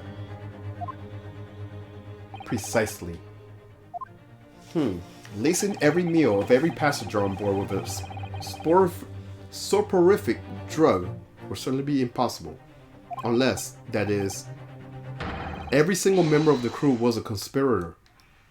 What? Mr. Sholmes? Well, Seaman? Eh?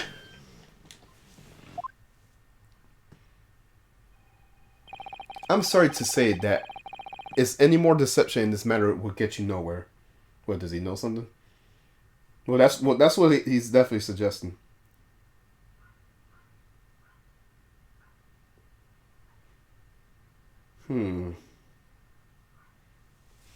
Alright, sorry about that. I'm sorry to say that... Okay, I read that part already. If you refuse to talk, there will have been an inquiry made through the shipping company, of course. And were that to happen, every member of the crew and the captain himself would be hauled over to the coals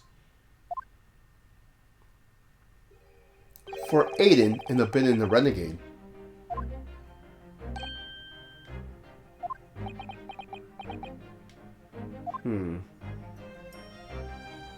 Please, no more. I will tell her everything. Eh? I cannot make problems like this for everyone anymore. These crewmen are your former comrades, I believe. Yes, so when I decided to run away, I asked them to help me. We all agreed to help, everyone together. She threw away everything. Her faint in the ballet, Mother Russia. We wanted to help our angel. I don't believe it. You are right. We put sleeping drugs in chicken last night. Yes, I remember now. I did notice chewing on a lump of something strange and bitter at one point. Dah! We could not make all drug. How do you say dissolve? Ugh, talk about heavy seasoning. At midnight in water near Shanghai, we brought our angel on board. She was helped by a comrade on shore with a small fishing boat. While all the passengers slept soundly, thanks to the almost magical effects of the slumber-inducing potion that their evening meals have contained. So if that's what happened, the only person awake on the ship last night were the crew, people who disliked chicken, and the newly boarded passenger, Miss Pavlova. And that means it would have been possible for you. You could have used the emergency stop trick to lock Cosimo's cabin door.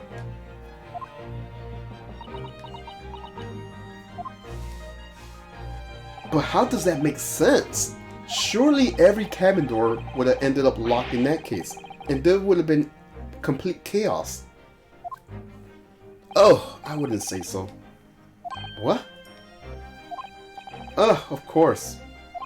Just like us, all the passengers would have eaten their evening meals of chicken in their cabins, after which would have been overwhelmed by tiredness because of the sleeping drug. Quite. And accordingly, all passengers were already in their cabins for the night. Yeah, okay, that makes sense. That makes sense. That makes perfect sense. Yes. Give me a second. I'm gonna charge my phone. It's dying.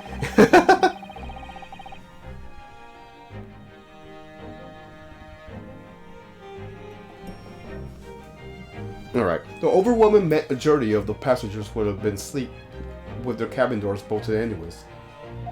And so not one of them would have found it remarkable to find the door locked in the morning.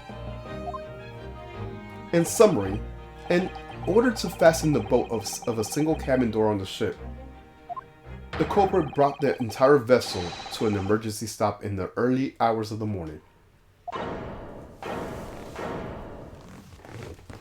They got nothing to say there. You have talked long time and said many things. Oh?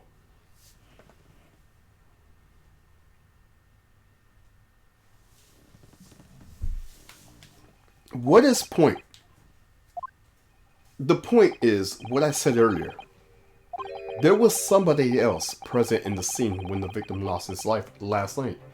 Someone who left a message in Russian on the floor in an attempt to incriminate another. Someone who tried desperately to hide the broken fragments of glass that will reveal the culprit's identity. And someone who abused the ship's emergency stop procedure in order to lock a door. All told, a busy night. But, I don't know any about this. I'm just a little girl. You like to speak with your long English words and explain your clever ideas. But I am a sailor, and sailors don't listen to long, boring stories. We don't believe. Sailors like me, we trust only what we see with our eyes. A laudable trait. What? I am quite of the same disposition, my good man. Observation Observation to me is everything. Mr. Naruhodo?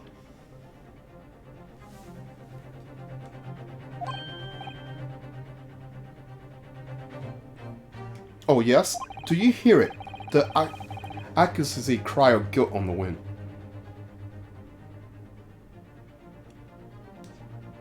Oh shit, I didn't mean to press that.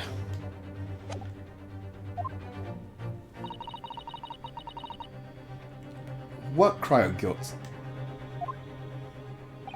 Sorry, you lost me. Proof of involvement, man. But you can't hear such a call with your ears.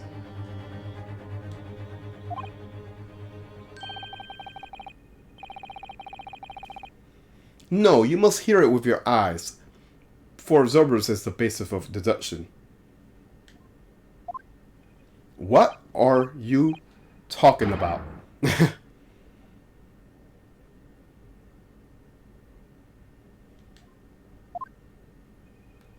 I believe the time has come.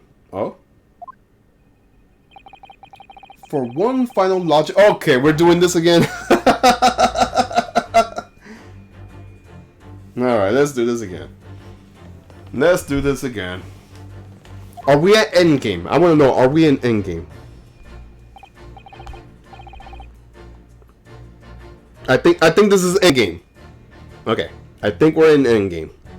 Okay. So, Mr. Naruhodo, your assistance, if you please.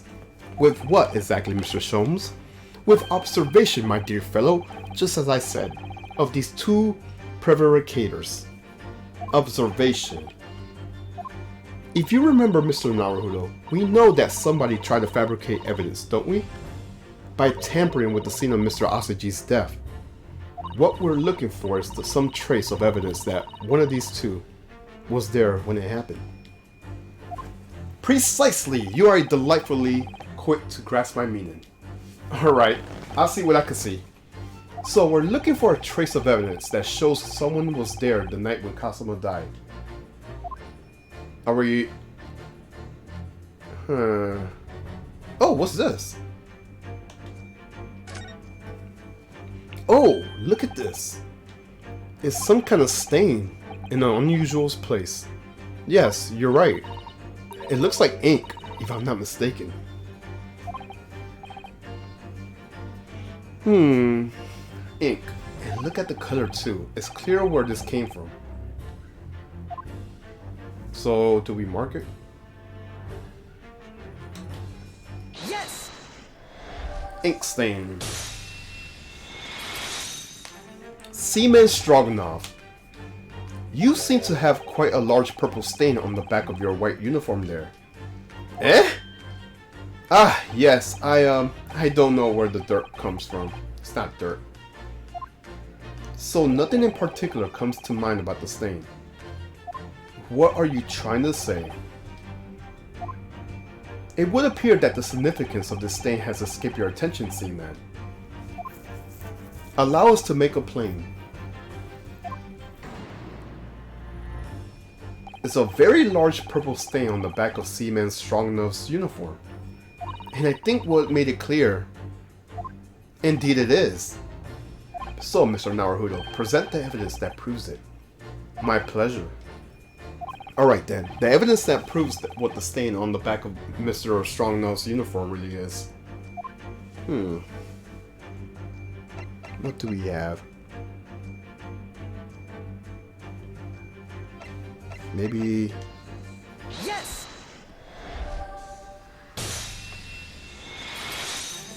Yes, it's this photograph, and the ink shows it. That's what caused the stain on your uniform. Ink. A rather unusual color of ink. Purple. Ah! Ah, the penny drops at last. Now you see the significance. The Russian word on the floor next to the victim's body was written in purple ink. And the stain on the back of your uniform is ink of the exact same color. If the ink has been dried, it couldn't possibly have been stained in your uniform in that way. Which means you must have been present in the cabin, moments immediately after the ink was spilled. Alright, yes. It was me. I did it. Everything. I arranged everything in Dead Student's cabin to make it look like Wardrobe Man did it. Then I pressed button to make Boria do emergency stop and boat cabin door shut. I did everything so no one will suspect our angel. Biff, please. Don't worry, Angel. Let me do talking. It was after 1 in the morning. It was my duty patrolling passageway. Then our angel came to me. She was white like sheet. Biff, please, you must help me. I went with her. The door to the cabin number 1 was open. When I looked inside, I saw Student Boy on floor. What happened here?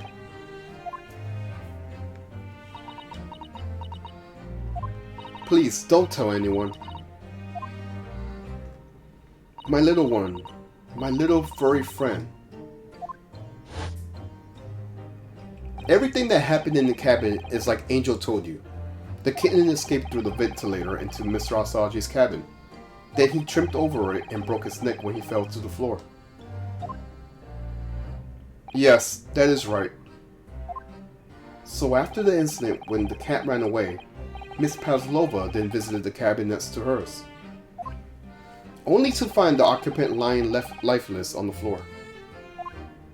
She said she was worried when she heard the sound of something falling on the floor. That's when she went to look. No, Angel?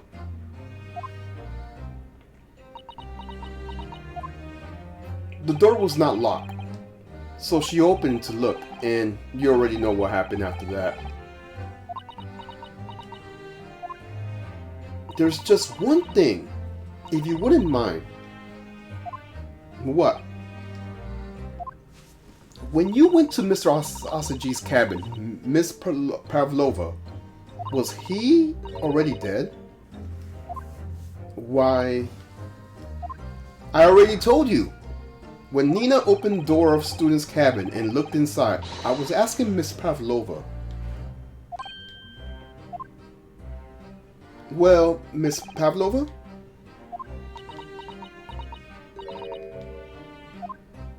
Oh? Yes, that is right. I saw him. It was dark and he was wearing black, but the plot thickens. I like this story. This story is really good. I thought this was gonna be taking place mainly in the court, but no, this is really good. He was on the floor, not moving. I was scared.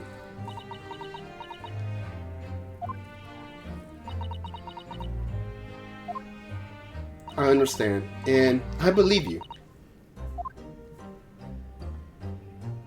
So is that finally it now? Have we discovered the real truth about Cosimo's death at last? Ah, something very nearly slipped my mind. Oh, Mr. Sholmes? This photograph. Yes, I took this myself, you know. This cause of death was a broken neck, therefore the victim died instantly. In the unfortunate incident that precipitated these events, a kitten on which the victim stumbled. However, if those are the facts, there is one particular area in this photograph, I was going to say paragraph for some reason, that seems to be somewhat unnatural. What is that? What do you mean unnatural? What are your thoughts on the matter, Mr. Naruhodo? Oh, well, if Cosimo tripped and fell, and by some terrible stroke of bad luck broke his neck, which part of his photograph print seems unnatural? Well, the fact that he's writing, that's one thing. Oh! I just thought about it. This. Yes! Alright, if he really fell due to an unfortunate accident, then this fist just doesn't seem quite right. The exact same thought occurred to me. In the fall, when one of the 6 is to be opened in the palms flat. Yet here, we see the victim with his left hand tightly balled into a fist. Almost, you might say, let me drink something, as though he was gripping something. Yeah, like he was holding something. Alright.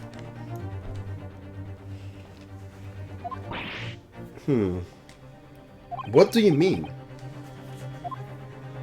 Simply that I took the liberty of investigating the victim's fist a short while ago. And you did? And what, pray, do you imagine I found there, my dear fellow? Mr. Sholmes, show us, please. Why, of course, my dear madam. Would I keep you in suspense? This is what I found. Is that an earring? Oh! Is that the speckle band that he spoke of?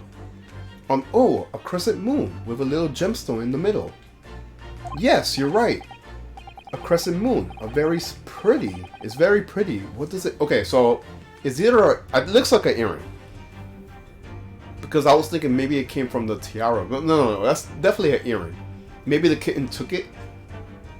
Anyways, let's continue. A crescent moon. A very pretty, but what does it tell us? Tell us nothing. I'm not so sure. That crescent moon looks... It looks familiar somehow. I'm sure I've seen it somewhere before. Observation, Mr. Naruhodo. That is the key. What? The truth is now tantalizing close. How did that crescent moon come to Cosmo's clenched fist? This is the final clue, the last piece of the puzzle. Ask yourself, what does this little crescent moon mean? What significance does it have? And observe. Find that answer with your own eyes. Oh, okay, I guess we have to look around. Let's see. Oh, I see it. I see it. I see it. I see it right there.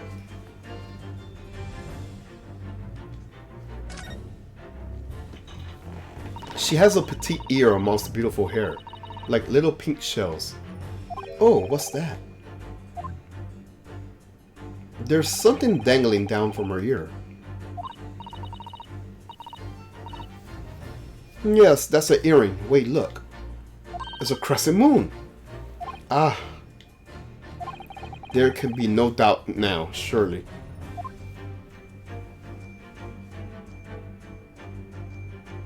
Ah, I see. I understand. Yes!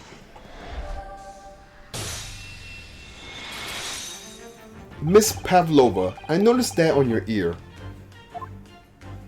Even though you have a metal earring, the decorative part, it seems to be missing. The little link holding it must be broken, I suppose. Eh, what? But looking at your other ear, I noticed a crescent moon. Ah, I don't believe it.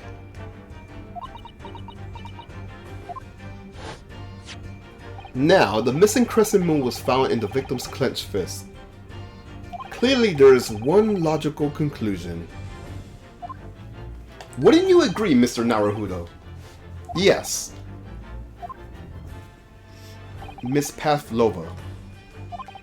Mr. Asaji must have grasped that crescent moon and pulled it from your ear. Well, oh, that sounds painful. Perhaps just moments before he fell to the floor. No, I don't believe that.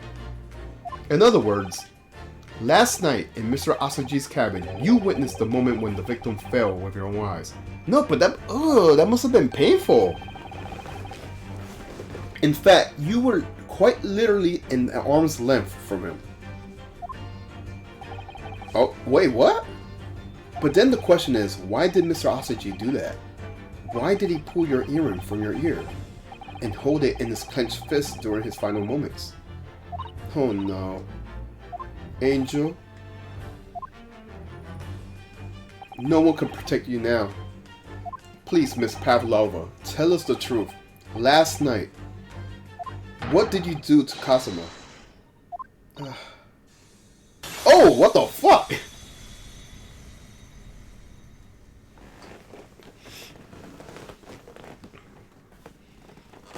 When I think about everything that happened yesterday, it was too much. Running away, the fishing boat in the middle of the night, trying to climb onto this huge ship. And then, when I was at last in this cabin, I could relax after that horrible long day. Oh, the cat! Darko, wait!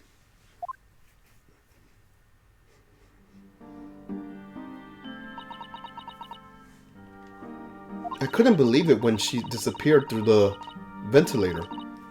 I tried to call her a little whistle. I tried waving her favorite toy. But nothing worked. Darko would not come back.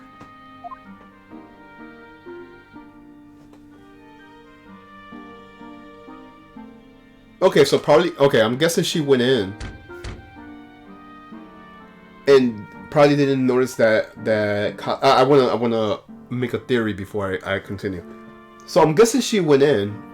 Well, she definitely not. Maybe she told him about the cat and he tried helping and then the cat stumbled. I don't know. In the end, it looks like it might be an accident. I don't know. We'll see.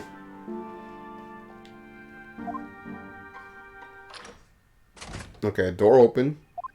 What are you doing here at this time of night, Inspector? Wait, what?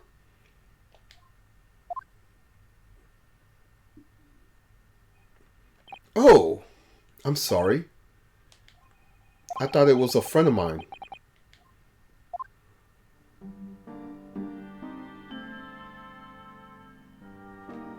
The young man from your country. He was very polite and kind. He helped me to find Darka. Okay, so that's what I thought. Okay. And he promised not to tell anyone. But then, when I had my friend in my arms again, and I was gonna leave the man's cabin... Just a moment. Sorry, Buck. Oh, yes? I'm sure I know your face. I've seen you somewhere before. Ah, of course. You're Nikolina Pavlova, aren't you? The Russian ballerina. Huh? No, I don't know that name. My heart nearly stopped when he said that. He knew who I was. How could this man from a land in the faraway east know a Russian ballerina? Yes, I saw your performance in Japan. The beauty of the ballet made a deep impression on me.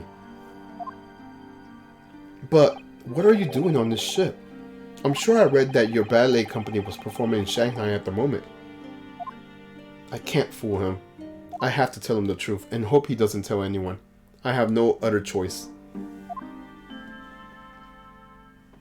I see. So you run away. Please keep my secret. Don't tell anyone. Give me a moment.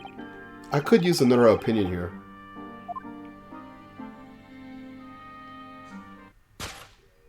He's gonna pull the cord. He's gonna tell the... Oh! Oh, I see what happened. I see what happened. He was gonna... No, he wasn't gonna pull the cord. He was gonna go to the wardrobe. Why did I think I could trust him?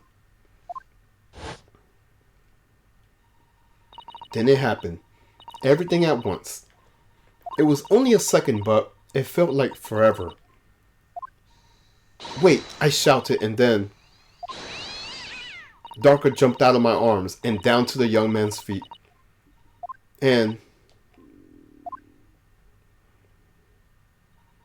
as he turned around to look at me...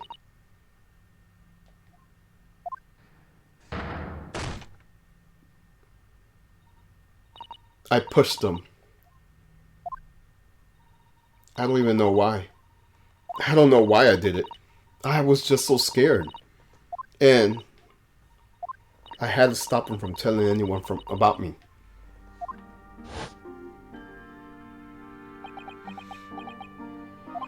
And that's when you went to fetch help from Seaman Stroganov, who was on duty out in the passageway. I heard Nina cried out and thud on the floor, so I ran to her. She was standing at the cabin door, shaking like a leaf. She looked at me and said, "Help me, Biff. If they find out, I will be... Please, I have nowhere to go." So you decided to help. And that's when you arranged things in Cosimo's cabin to make it look like I did. So that no one would suspect the passenger in the cabin next door. Yes, I went into the cabin and I looked around to make sure there was nothing to show Nina was there. And then I found Stowaway and Wardrobe still sleeping. Right, that's when he found me. So you worked out a plan to lay the blame on the Stowaway. I closed wardrobe doors and put back strange paper sign. Luckily for me, that's the only reason Susada started to believe me when I said I was innocent. I dragged your man's body to a good place and used ink that was spilling to write on floor. I wrote wardrobe so that the person who found them would look into the wardrobe and find stowaway. And tell me, what of the glass bell? It was by my feet, so I picked it up. I see. But it was dark in the cabin. I didn't notice the other half. Then Angel went back to her cabin and I finished the job by pressing the emergency alarm button in the passageway.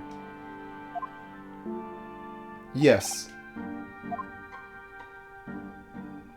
Accordingly, the Borea did indeed come to an emergency halt at a little after 2 a.m., thus enticing the bolt of the cabin door to slide shut, creating the lock room mystery.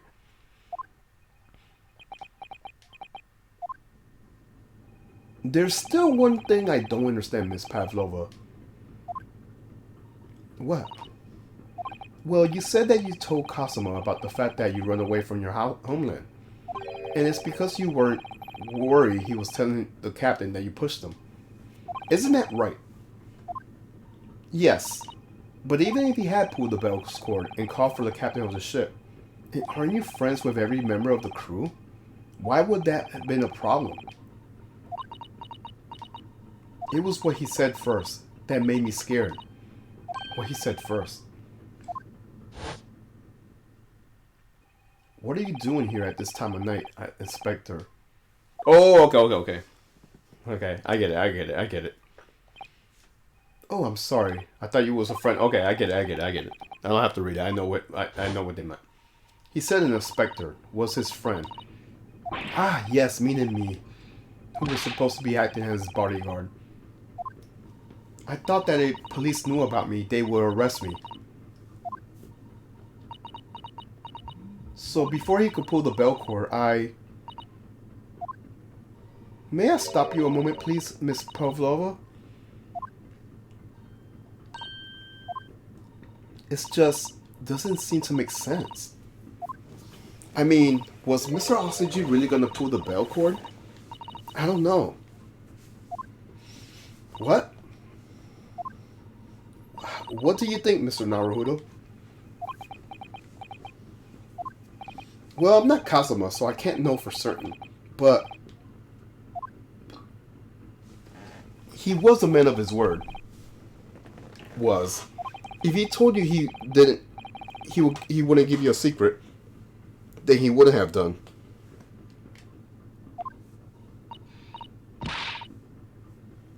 No, he was walking over to it.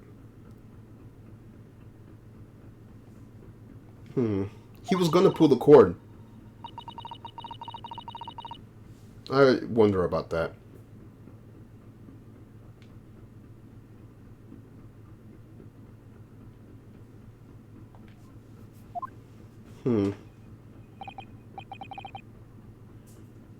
Well, Mr. Naruhodo?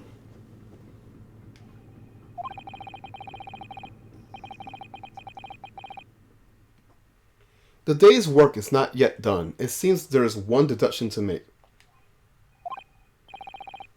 Another oh, we're doing this again?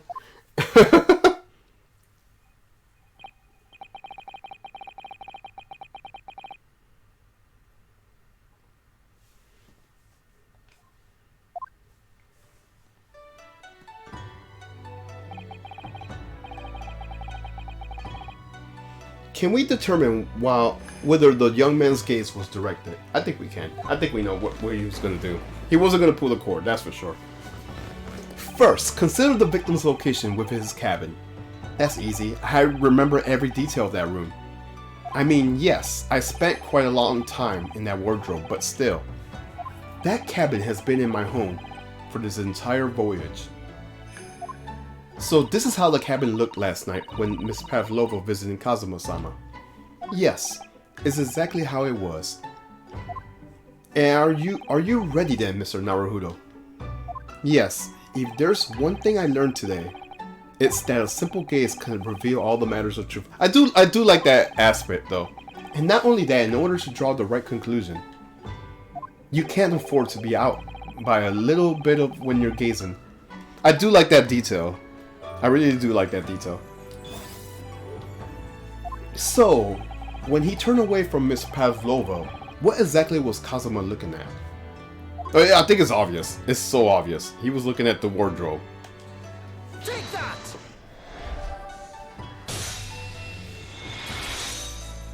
Considering everything that happened last night, certainly it may have looked as though Kazuma was gonna ring I said doorbell, was gonna ring the bell cord. Yes, however, what is directly beside the bell cord? The wardrobe.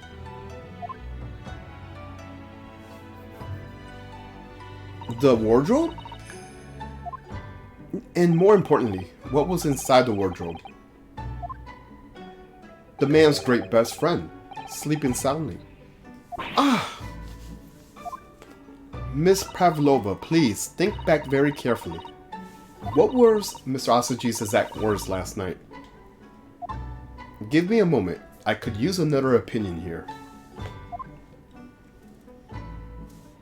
Another opinion.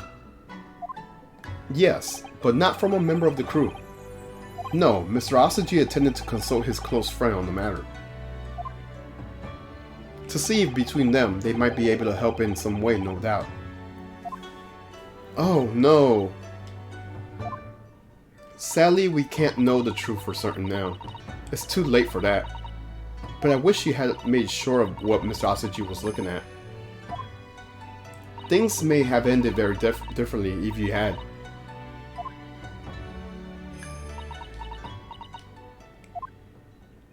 Miss Pavlova? I want to thank you for finally admitting the truth. But unfortunately, the truth is, a man lost his life because of what you did. And what would never change. I hope you never forget that. I'm sorry. Really, I'm so sorry.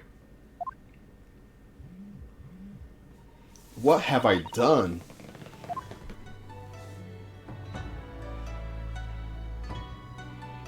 And so, at long last,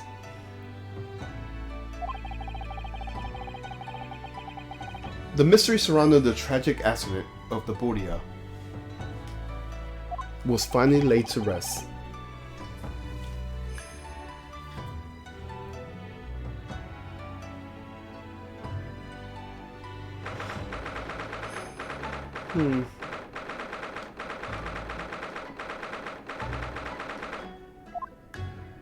What will happen to Miss Pavlova now then? Once we reach Great Britain, she'll be handed over to the British police at Scotland Yard. What about the fact that she ran away from Russia? Won't the Russians try to repatriate her? Apparently, the English detective could speak to the immigration office and sort all that out. Mr. Sholmes could do that? So she won't be going back to Russia then? No, I don't think so. Even if she wanted to return in the future, I doubt she will be able to. She ran away, so now she's an exile for life. Oh, I see. Oh, I feel sorry for her. I'm sorry. Seaman Stroganoff.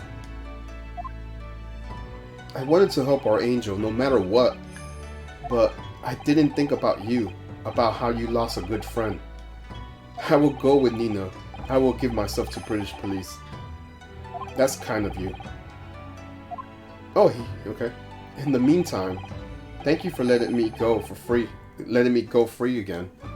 Kazuma's death feels like such a waste. But, well, do what you could do for Miss Pavlova, won't you? Da. Well, I'm afraid you need to pack now. We're due to arrive in Hong Kong tomorrow.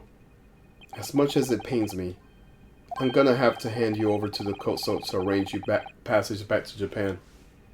Yes, I did stow away after all. I couldn't really expect any different. So, you should get back to your cabin now. It's my cabin now, huh? It looks like my study tour to Great Britain is over before I even begun then. To think that only days ago Kasuma and I were laughing together about how we tear up the streets of London. That seems like a distant memory now.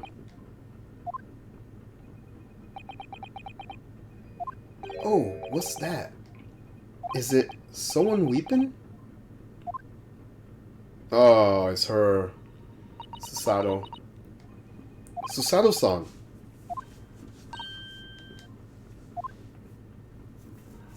Naruhodo-san, I didn't know you had returned. Oh, well, I haven't been able to come back long. Inspector Hasanaga just told me I should pack, ready to leave the ship tomorrow after all, and all that.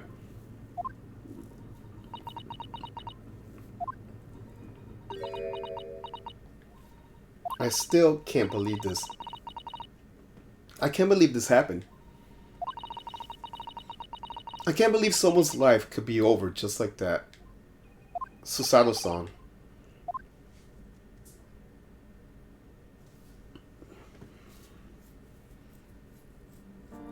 He has such grand ideas for the He has such grand ideas for this visit to Great Britain. So many dreams. And now they've been cruelly taken away, just as he has. I thought I could never forgive the person responsible. But now we know the truth, that it was just an accident. Just a silly series of mishaps. It's too much, Naruhodo-san. It's just too much. Yes, I know. I wish there was something I could say.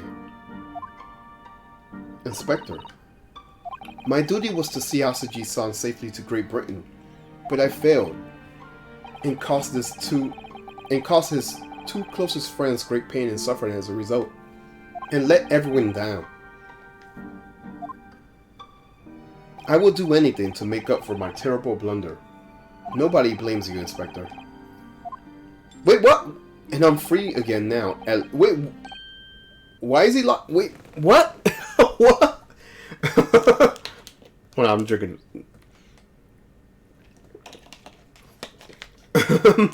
Why is he cuffed up again?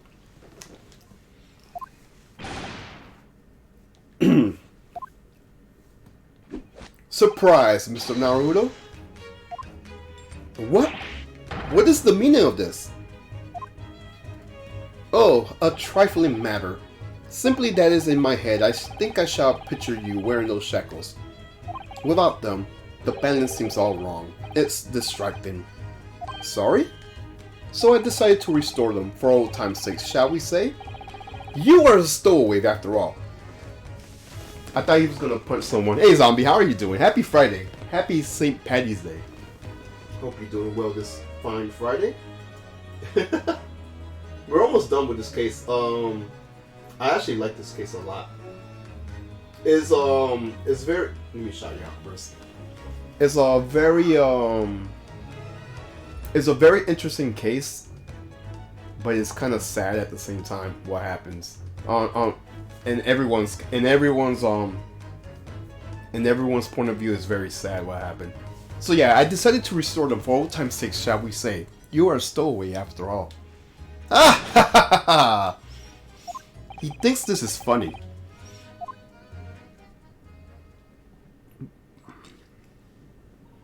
Mr. Sholmes, we do appreciate all your assistance. I'd like to thank you from the bottom of my heart. Not at all, not at all. And though it is a little late, may I offer my sincere condolences. The loss of your companion is truly heart-rending. I hope that you will be able to fulfill some of his aspirations in his honor. I'm afraid that won't be possible. We shall be disembarking at the next port in Hong Kong. We have to return to Japan and make a full report about everything that has happened. What? Wait a minute. It's just me that has to go, isn't it? I mean, I was the stowaway. You doing fine? Good, good, good. The terms of this study tour was to negotiate by the Department of Justice in both Great Britain and Japan. It was gonna be one lawyer and one assistant. Was to be? In the light of Mr. Asaji's unfortunate death, I'm afraid the study tour can no longer go ahead. Oh no, I don't care for me, but... Poor Sasuta-san. My dear fellows, the majority of problems have an extreme, simple solution, you know. All you require is one lawyer, and the study tour can continue, surely? But there's no one else with the necessary qualification, Mr. Sholmes. We know of no other lawyer. Qualifications, you say? Any qualifications attained in your own country will be a little value in Great Britain, I'm afraid. Oh, but anyways, the voyage to London still promises a good month of time. Ample opportunities, I would say, to find yourself another suitable lawyer. Yes. Miss Susata? Susato, sorry. I keep messing up her name. Susato. Miss Susato. Yes? Do you think perhaps I might be able to do it? Huh? But you're not a lawyer, Mr. Naruhodo. And I guess this is how you became a lawyer. Okay. Oh, unless... Are you studying law? No, I'm not, but... I'm sorry. In that case, I don't think there's even a chance it could work. But as I said, there is still more than a month before we can reach England's shore. Isn't that right, Mr. Naruhodo? Yes, I have a month in which to study, to learn what I must to become a lawyer in Great... Okay, so this is how he became a lawyer. Mr. Naruhodo? That's ridiculous. Are you seriously suggesting anyone could learn all that in just 40 days? There's only one way to find out. I will work my fingers to the bone, Inspector. Every single day. Will you let me try? And if by then we reach Great Britain, I haven't learned to be recognized as a lawyer, I'll take whatever punishment is deemed appropriate. But why put yourself in such a difficult position? For Kasuma, he said that there was something he had to do in Great Britain, and that he will sacrifice anything to make it happen. He was passionate about it. I can't let all that passion just come to nothing. And anyways, it was for my own benefit too.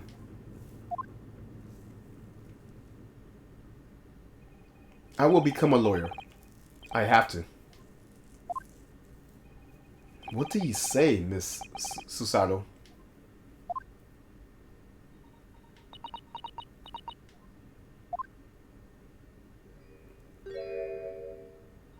Nah, she gave the smile of approval. I think it's a wonderful idea. Thank you. So, what does our bespectable Inspector friend say? Are you serious? One lawyer and one assistant. The numbers are undisputable. No, it's madness. Yes, fascinating. Would you agree? Fascinating? Yes, fascinating. Duty and rules are the dual routines of existence that we all borrow. Give us interest, give us fascinations. Speak for yourself. Besides, qualifications are no measures of a man. What matters is his character. And you witnessed ample evidence of this man's exemplary character today with your own eyes. From the early hours of this morning until this very moment now. Despite contending with the passing of his close companion, and despite the accusations of guilt, this man has shown resourcefulness, intelligence, and above all, courage.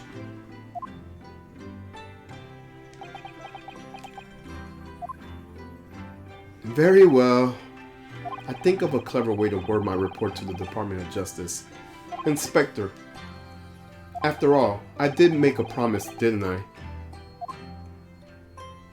I said that I'll do anything to make up for my shortcomings here. Oh, thank you, Inspector.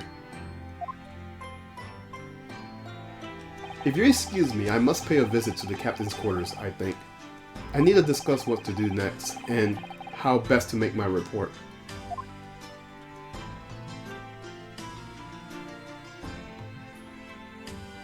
Are you really prepared to attempt this, Mr. Naruto? Yes, I'm gonna try. I wonder, would you consider teaching me what I need to know? Everything about being a lawyer?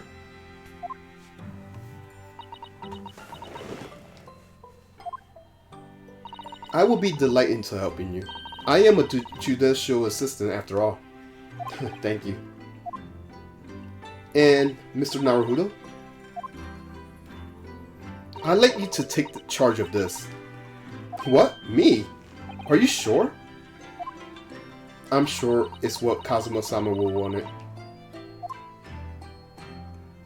Its name is Karuma.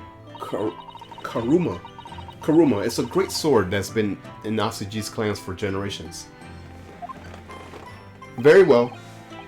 I accept. I'll treasure it as always.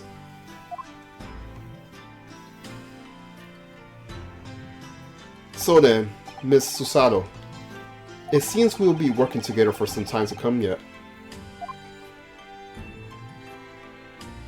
It will be an honor, Mr. Naruto. And for the next 40 days, I shall grant you a single minute of freedom. We shall fill every spare moment with study. Yes, that's exactly what I need. But before we begin, I have an earnest favor to ask of you too. Goodness, what is it? Please throw me to the ground. 3 times. Oh! Oh, because of what happened earlier. He's not going to do that. What? He's not going to do it. I should never have doubted you. You were Kazuma-sama's closest friend. Of course you would never have done anything to hurt him. That should have been obvious to me from the start. But I allowed suspicions to get the better of me. And no matter how upset I was feeling, it was completely unforgivable behavior. No, you were in shock. You just found out about me being a stowaway, and the cabin door was locked. No! I won't let you make excuses for me. Whatever the circumstances, I should never have thrown you. And not just once, but 5 times. Yeah, she did throw us a lot. She did. She did. Yeah, she did. That number keeps creeping up, doesn't it? Please, you must. Just take a hold of me and throw me. Do it. Don't even think about it. No, I don't even know how. I'll never throw anyone in my life. Very wise, Mr. Naruto. It isn't a skill one acquires without considerable training. Oh, Mr. Sholmes. I observed your throwing technique several times with great interest. I confess, I was most impressed. When did he see that? I presume that would be a form of Japanese wrestling? Oh, well, in a way, it's not wrestling, but my own interpretation of an ancient jujutsu technique. Apparently it's called the Susato takedown. It leaves your head swimming, believe me. How beguiling. I am a practitioner of the combat arts myself. I am somewhat accomplished boxer. There he goes, dancing around again.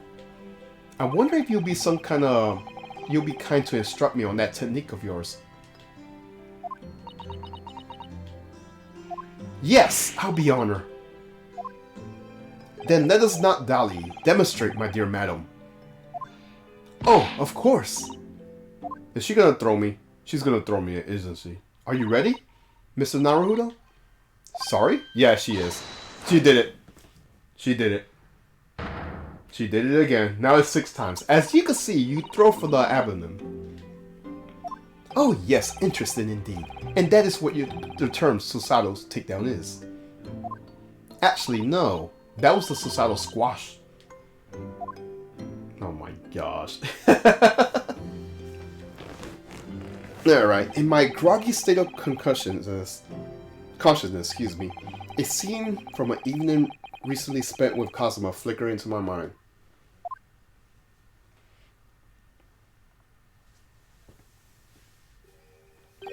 Karuma.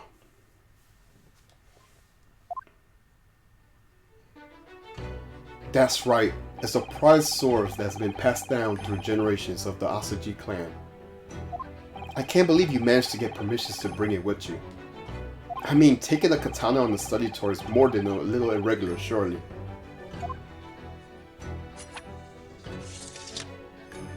A Japanese man's sword is his soul, Ryunosuke. I can't be parted from a katana. Karuma guides me. I truly believe that. So his name compels his wielder to slice evil in two. Not that you would need much compelling. Oh, that subject. There's something very important that I have to do in Great Britain, and I'll sacrifice anything to make it happen. I appreciate you seeing it through with me. Of course I will. Whatever it is, I'll see it through the end with you. I knew you wouldn't let me down.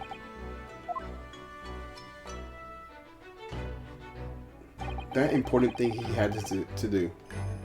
I still don't know what it is.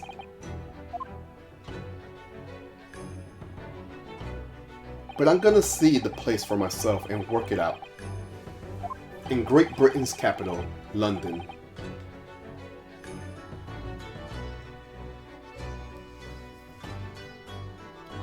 The end. That was a really good story. It's still sad what happened to Kazuma, but I got a trophy. Crash Course candidate. That was a really good story. That was a really good story. We're gonna be in what, episode 3 now? What was that trophy I got? I think I'm gonna stop here. That was really good. Oh man. For completion of episode 2. Okay.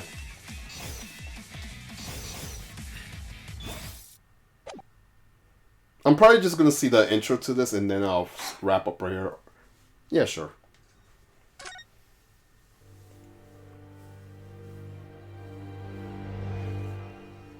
The Adventures of the Runaway Room. Glancing over my records of the late last century. That was a really good story, though. Events of a certain bitter winter. A murder in a carriage as it sped through dense London fog in the dead of night. Though the victim and the perpetrator were the only ones inside, there were multiple witnesses to the crime itself.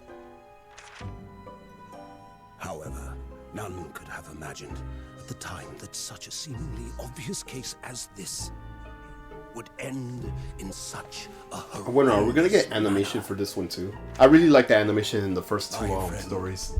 Mr. Herlock Sholmes once said of the incident, I believe that perhaps that case was indeed the prelude. The beginning of a long concerto that impressive Japanese student and I were to play together. Yeah, no worries, zombie. Okay, is that... Yeah, there's animation. Cool.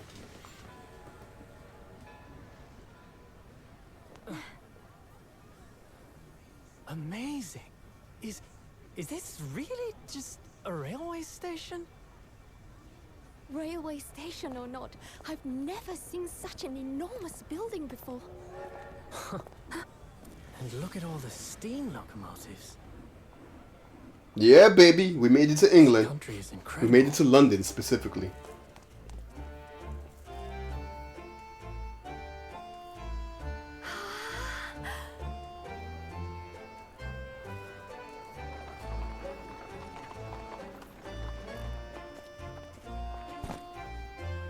I feel like I'm dreaming. So this is the capital of Great Britain.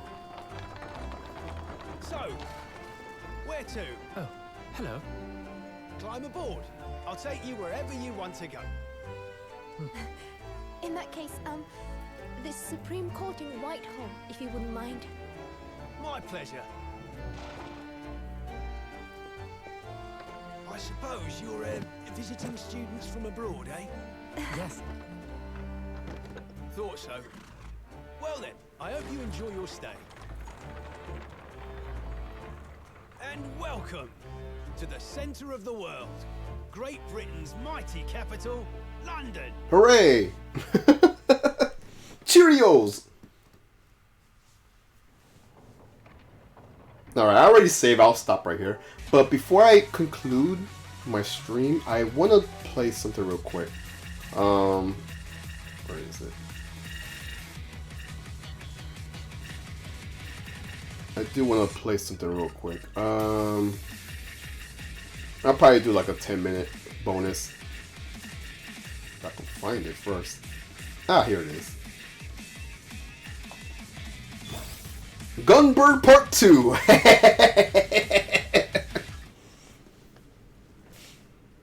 I just thought about this just recently, now that I saw you on here, Zombie.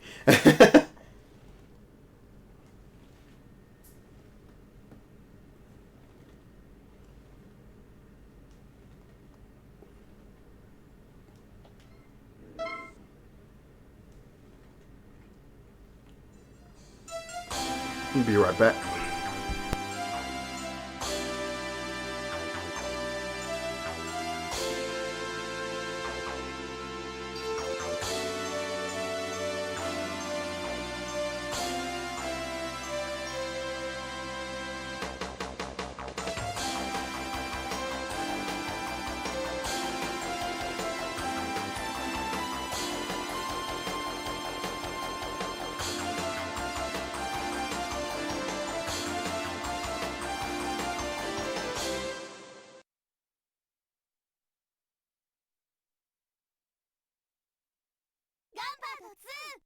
Alright.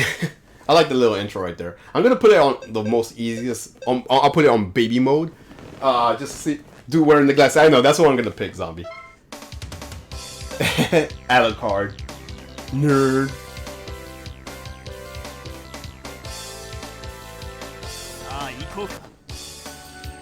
Yeah! Power up! Power up!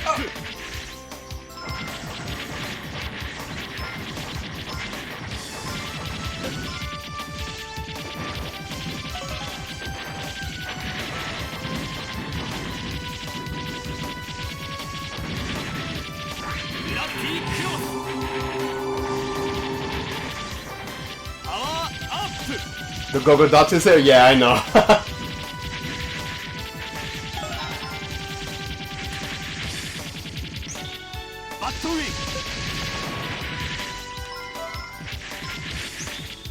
Battery!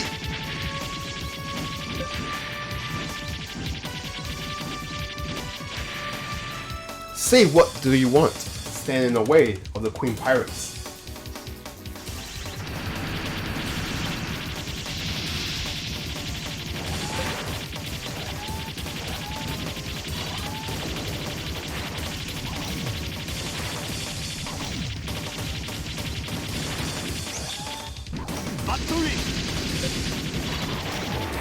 Woo!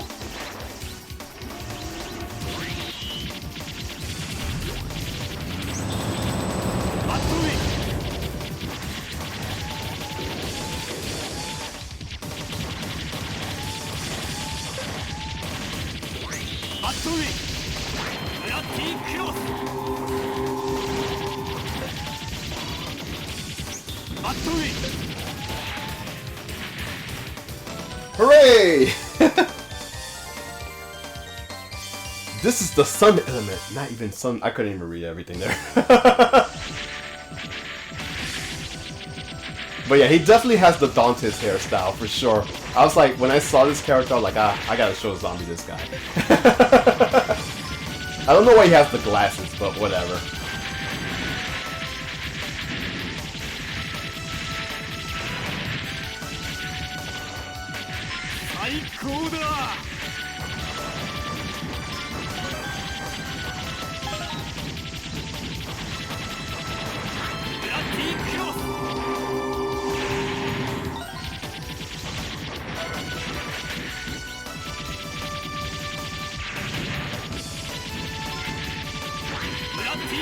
Very, I agree.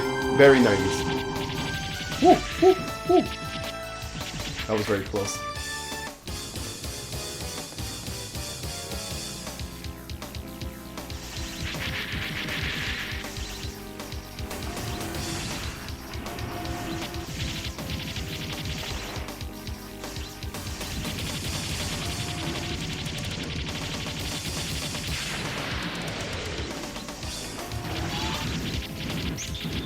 Matsui! Matsui!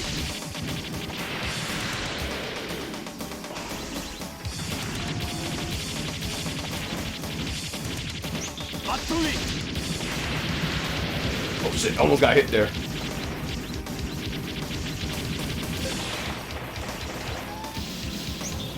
Matsui! Matsui! Lucky cross! Matsui!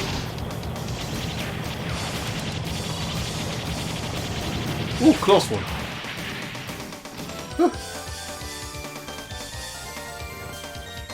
Alright. I'm gonna do one more thing and then I'll wrap up. But yeah, that's Gunbird 2. There was another game here. And now I'll wrap up.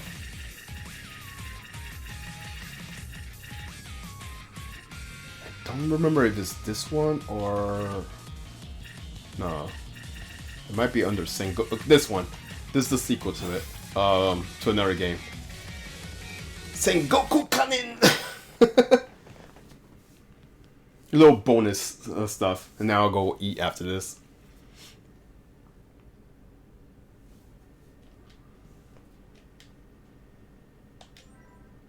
Yeah, it pretty much plays the same way.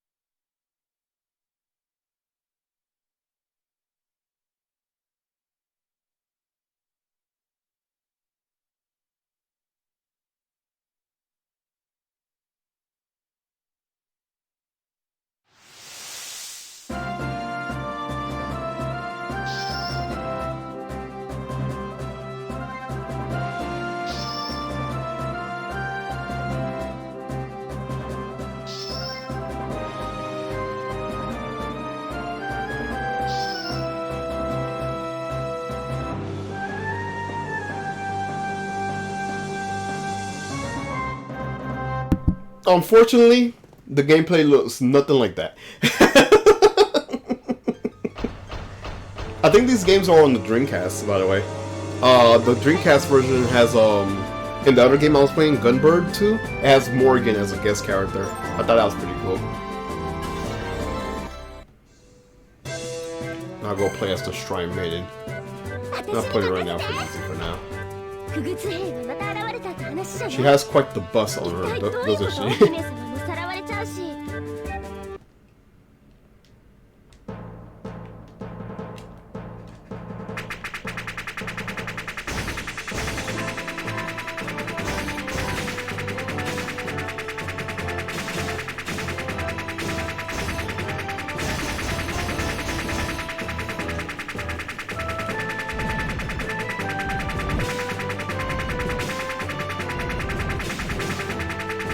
Where's my power up? There we go.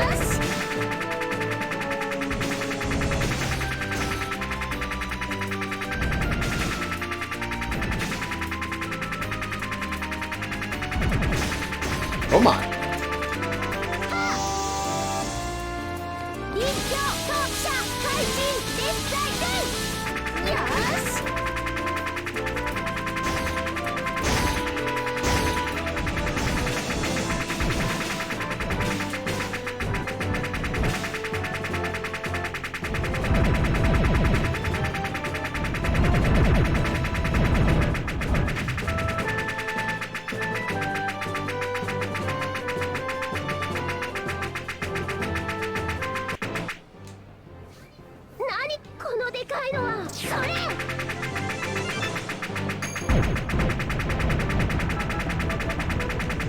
Oh shit, almost got hit there. Oh shit.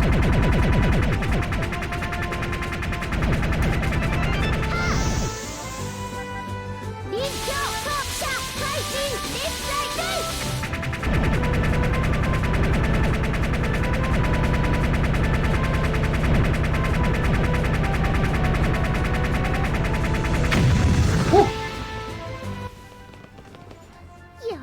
So far so good.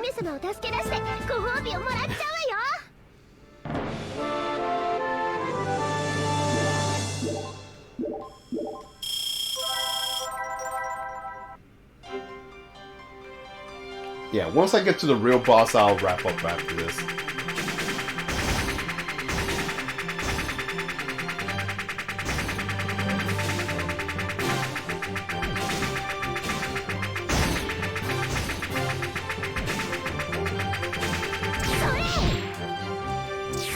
God, you can charge your attacks. Ooh, almost hit.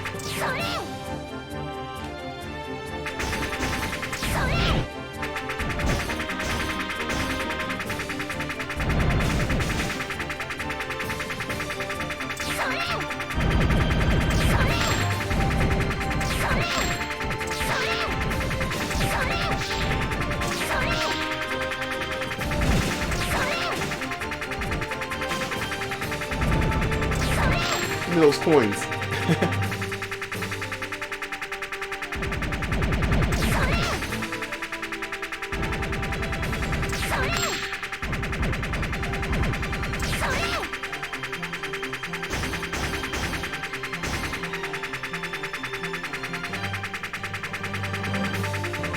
Okay, first boss. First real boss, I should say. あんたとこうして会うのもこれで3度目。久しぶりに遊んでやる。それ暗いな。暗いな。それ暗いな。Oh shit! 暗いな。それ暗いな。よし。暗いな。それ。立教放射開始熱大会。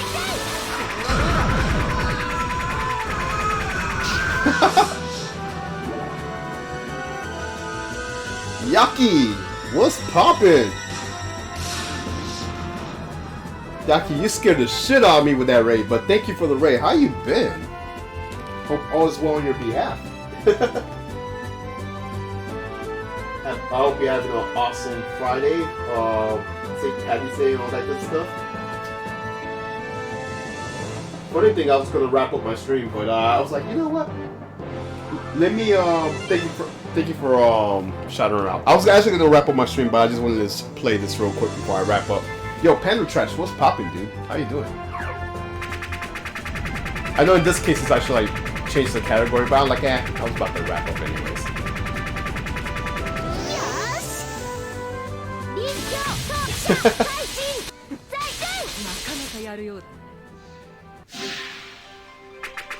But yeah, I am a fan of shoot 'em ups.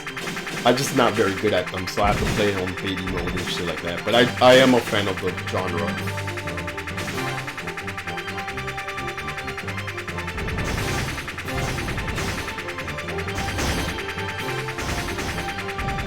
But yeah, how was everyone's Friday?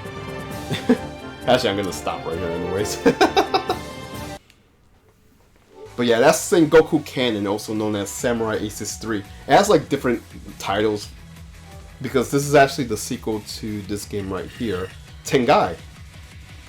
But different titles. Both in booty. Exactly. Oh yeah, Zombie, by the way. This is the game I was telling you about before. Tokiden. It's basically Monster Hunter, but it's made by Koei Tecmo Team Ninja. So before everyone knew about Wild Hearts, guess what? It was done already by these two games. But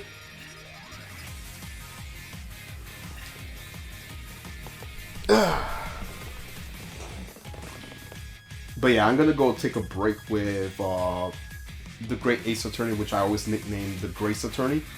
Because I'm getting hungry. I think I saw Pete stream, man. Let me see if I could go raid him. If not, I could go raid someone else. Oh yes, he is streaming. I would stream Yokaza. He's good peoples, but nah. Let's go pay a visit to our good friend Pete. And if you guys know Pete, you already know. Go say when's God hand. But yeah, guys, I'll catch you guys next time.